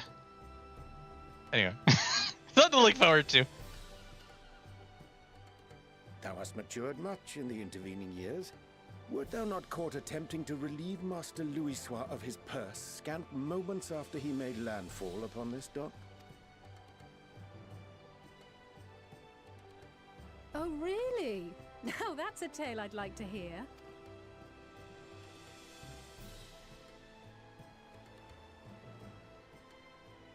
Will this be your first visit to Sharlayan, Sir Estinian? Sir Estinian? Are we strangers newly met? Why this stiff formality? I, merely meant it as a professional courtesy, since we are now colleagues in an official sense. I'd rather you dispense with the sirs, especially in private company. Or I'll be forced to respond in kind, little Lord Alphinaud. You've made your point, Estinian. Painfully well. Better.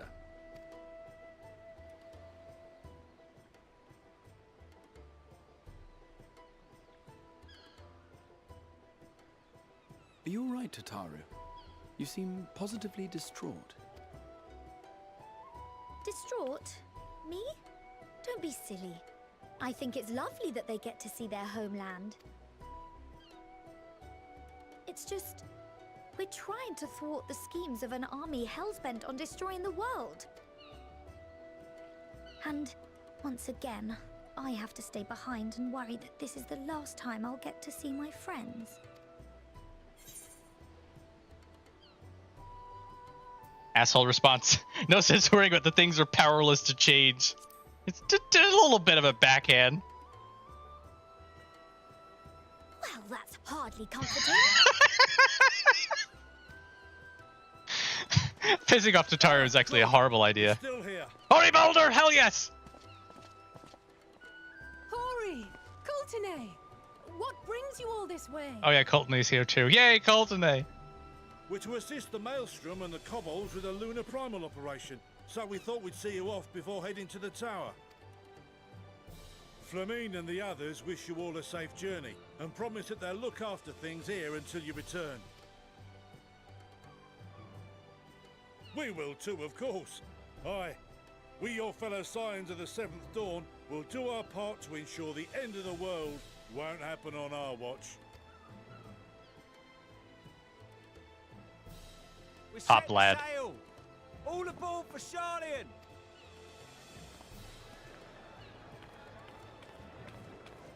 We all wish we could be a Hori Boulder. Hell yeah. It's time. Powerful Rogadin Then energy. we must delay no longer. We will contact you the moment we learn aught of value. Wish us luck.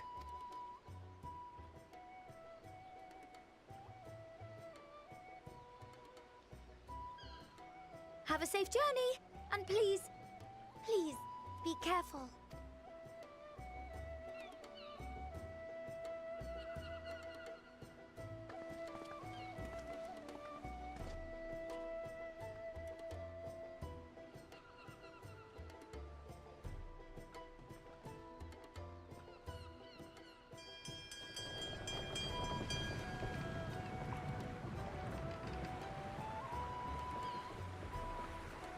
And so you venture forth unto the unknown.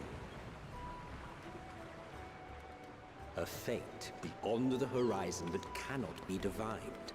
A future undefined and in flux. In uncertain times, naught but the simplest words of wisdom will suffice.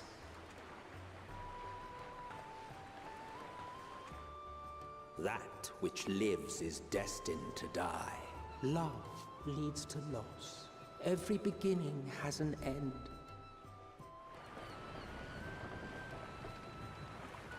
Treasure every moment, every step of your descent.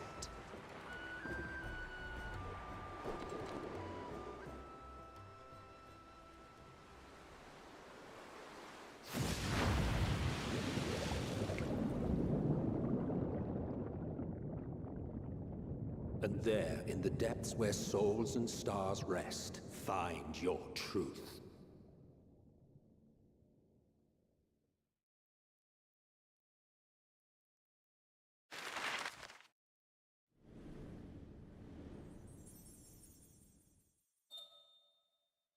Yeah, well, I'll say the narrator is Emmett Seltz's voice. It's technically not Emmett Seltz, but that's also not the point.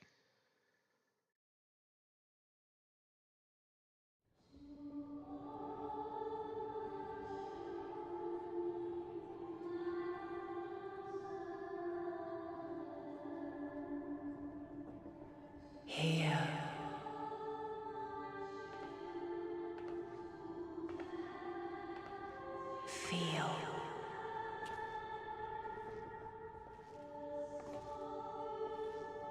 Think.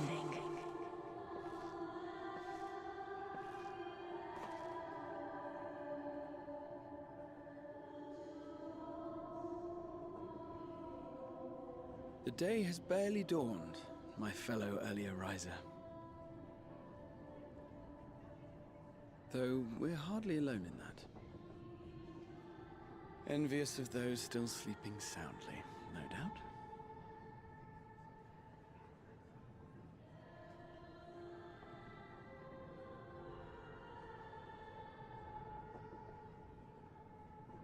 Called out to you, you say? I've heard nothing myself.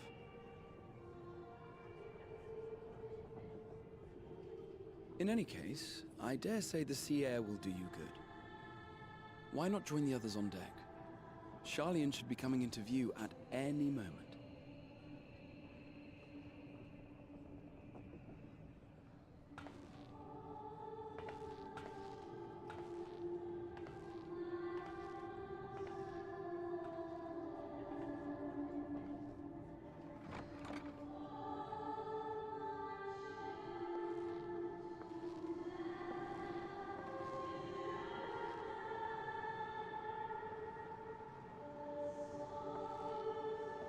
Having a wander.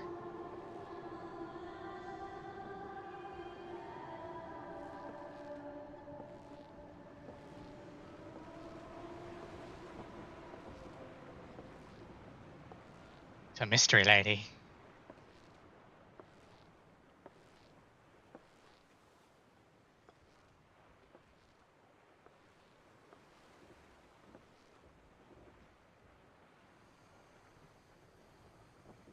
My voice yet reaches you. I am glad. Hear, feel, think. And thus do we meet face to face at last. My warrior of light, guided by the crystal.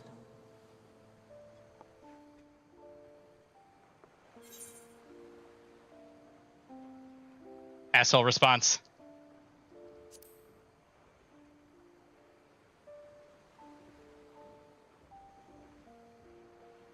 You have visited the first. You have every right to say that. You have gained an understanding of what I truly am, what Hydaelyn has always been, a primal.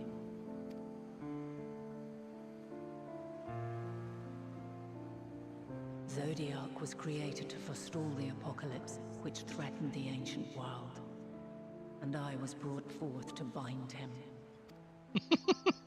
Yet 7 times now, those who would orchestrate a return to that bygone era have rejoined a shard to the god I had sundered.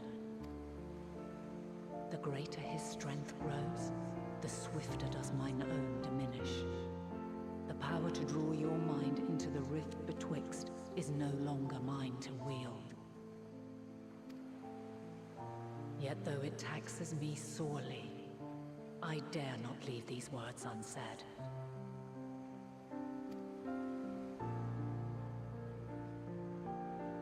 Even bereft of my guidance, you and your companions have accepted the burden of this star's troubled past. A conjunction has begun to form, an intertwining of your time and mine. Wheels shudder and turn. Conflict looms, monumental, which will decide the fate of this world and all life upon it.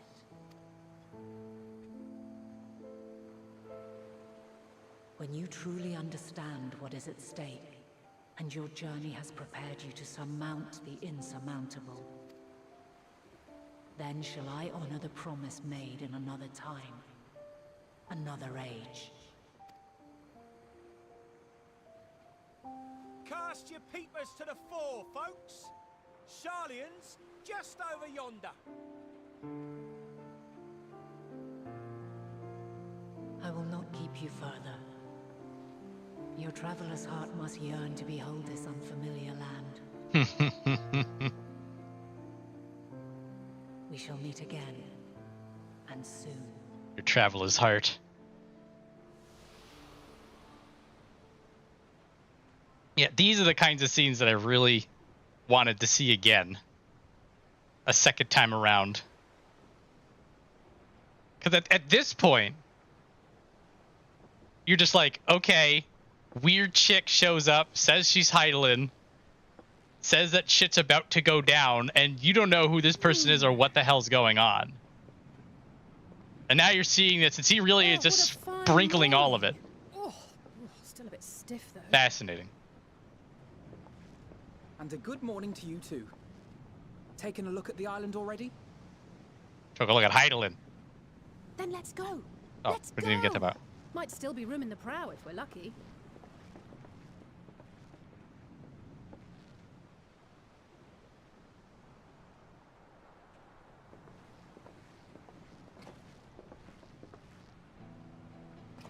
Ah, the sleepers have arisen.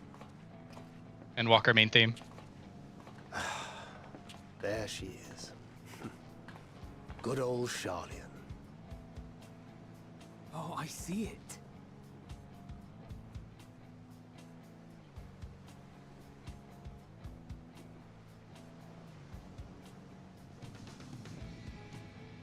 Home. Home at last.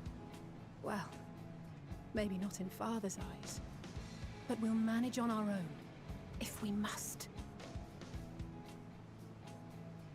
You do know you're not alone in this, don't you? Indeed. 'Tis as Sir Estinian said. Forget not the comrades who boarded this ship at your side, I prithee.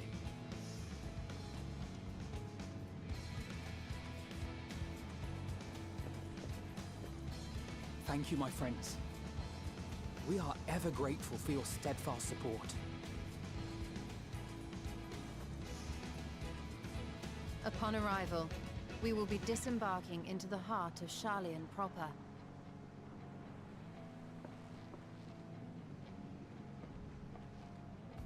There is no greater concentration of wisdom in all the world.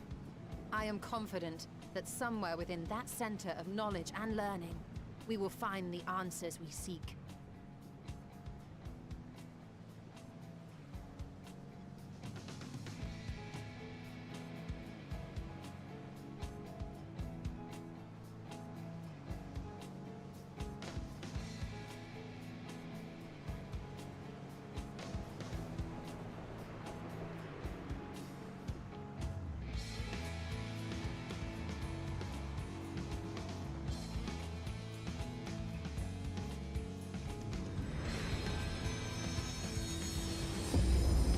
We made it.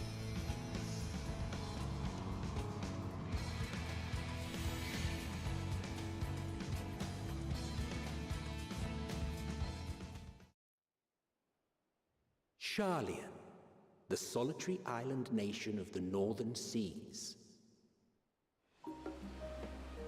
Where under the watchful gaze of Thaliak, patron deity of scholars, academics hoard all manner of knowledge and secrets. Once, they deigned to accept foreign students into a distant colony maintained in the Dravanian hinterlands. How swiftly they abandoned it once the first Garlean boot set hostile foot on Alamegan soil. So averse to the prosecution of war, these men of wisdom, your would-be allies.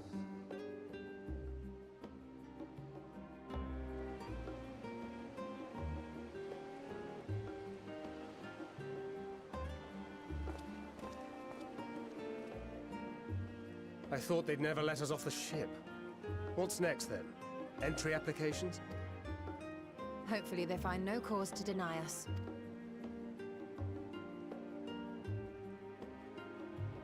Hasn't Sharlayan all but severed relations with foreign powers? Those of us without direct ties, myself included, may be refused outright. 'Tis true that, As a nation, Sharlayan only forms trade agreements with a select few neutral countries. But from a practical standpoint, an island cannot afford to be overly strict with its borders. Especially not if that island's people are wholly devoted to the accumulation of knowledge. If one submits the proper paperwork, with satisfactory evidence of identity and intent, then foreigners may be granted entry. May. Quite. So let us be absolutely clear on these points before we proceed. The immigration officer will ask for your affiliation and your purpose of visit. Considering Sharlayan's views on intervention, I strongly suggest we avoid any mention of the Scions. Kral has laid the groundwork for us to act as associates of the students of Baldessian, and our ostensible reason for being here is to aid in their order's restoration. Listen up, chowderheads. Let's get our lies straight. Grahatir, it might expedite our progress should an actual student be seen at the head of our little group. Would you mind leading the way? Of course. The immigration officers were this way, as I recall. Shall we?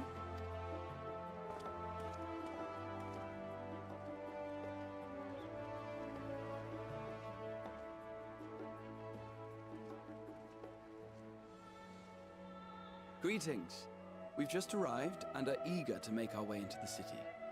Would you be so kind as to process our entry applications? Certainly. I see by your mark you are an Archon. I am. Grahatir of the Students of Baldessian at your service. I was assigned to an Eorzean survey team, but have returned to assist with the reformation of my order. My associates here will provide additional support.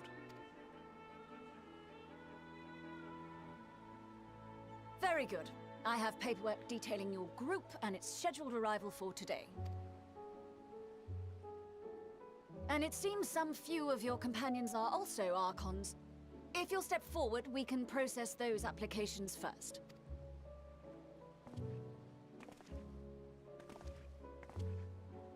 Ishtola rule.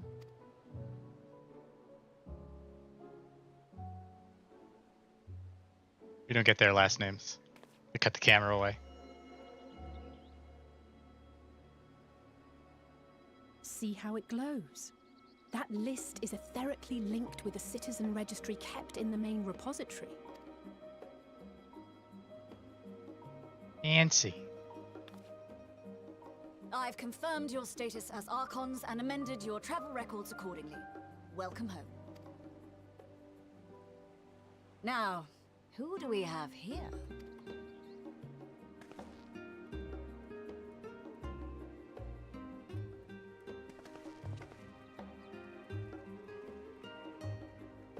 Alphinaud Leveilleur.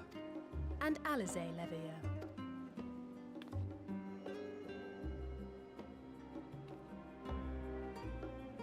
Your applications have also been approved. Having said that, the streets are abuzz with talk of how House Leveilleur's lord disowned his young progeny.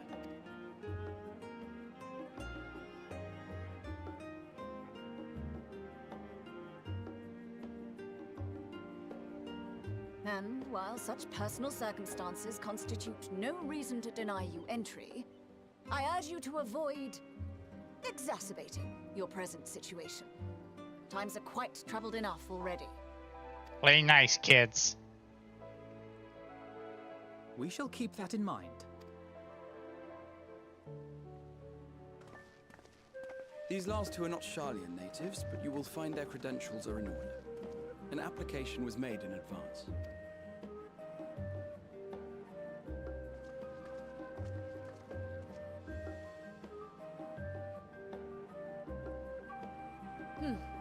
Name and occupation?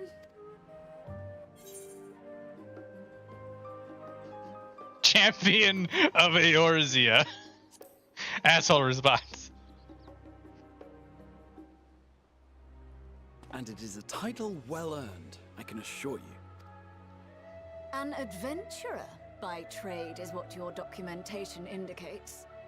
No mention of this particular title. Self-appointed, I take it? Either way, your employer seems willing to vouch for your character, so I shall, albeit reluctantly, grant you entry. Champion. And you, sir? Estinian Viola, formerly of the Order of the Knights Dragoon in Ishgard. Formally, at least. And what, pray tell, is your profession now?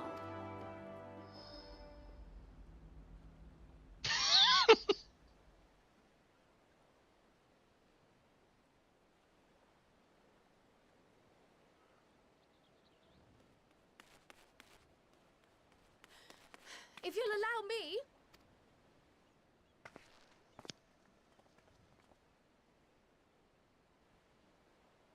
The Himbo saga has begun. My associate is a mercenary, hired for his strength at arms. Surely you are aware of the dangers we often face on our forays into the wilderness. Mistress Baldessian, if you insist on sponsoring his entry, then so be it. But while I appreciate that desperate times call for desperate measures, I find your choice of company concerning. Be advised that even a single misstep may have severe repercussions for your organization. I have every confidence in my chosen company, dear and trusted comrades that they are. But I thank you for your concern.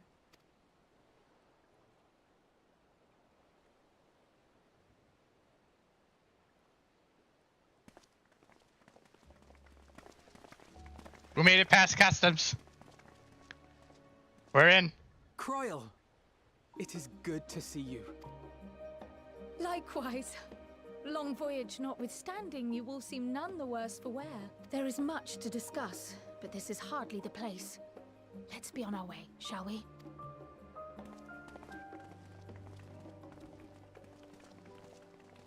Oh!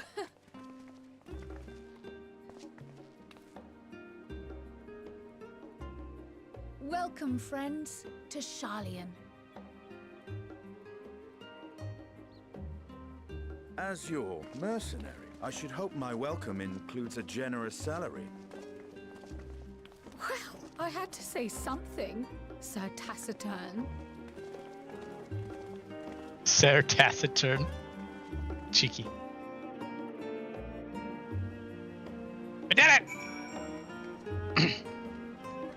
We made it. We made it. We made it. We're at Sharlayan.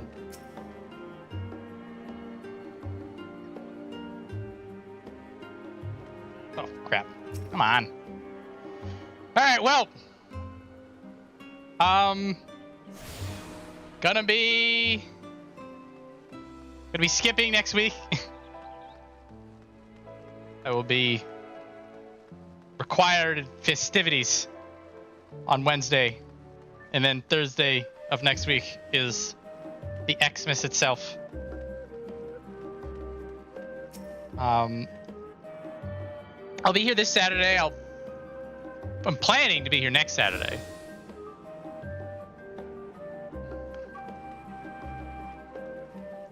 But for now, we'll be wrapping things up. Thank you everybody for hanging out. I can get these Aether Currents later. I don't have to do it now. Yes, Merry Christmas. Good night. Happy solstice-related activities. Whatever your particular tradition, ritual, or gathering may be. Oh shit, I still need to get ghost blood. You're right. Hold on. Dude, it's important. So, honestly, you're not too late now on the ghost blood. Like, starting this weekend, everybody's gonna be realizing that they forgot it. Yeah. Thanks for the reminder. Like, yeah. Holy shit. Keep in mind, there are still some people who have not even started their shopping yet. Like, I didn't want to have to go and get you blood, you know? It's gonna take forever. Yeah, it's just better fresh, you know? I mean, you can do the frozen stuff, but you can taste the difference.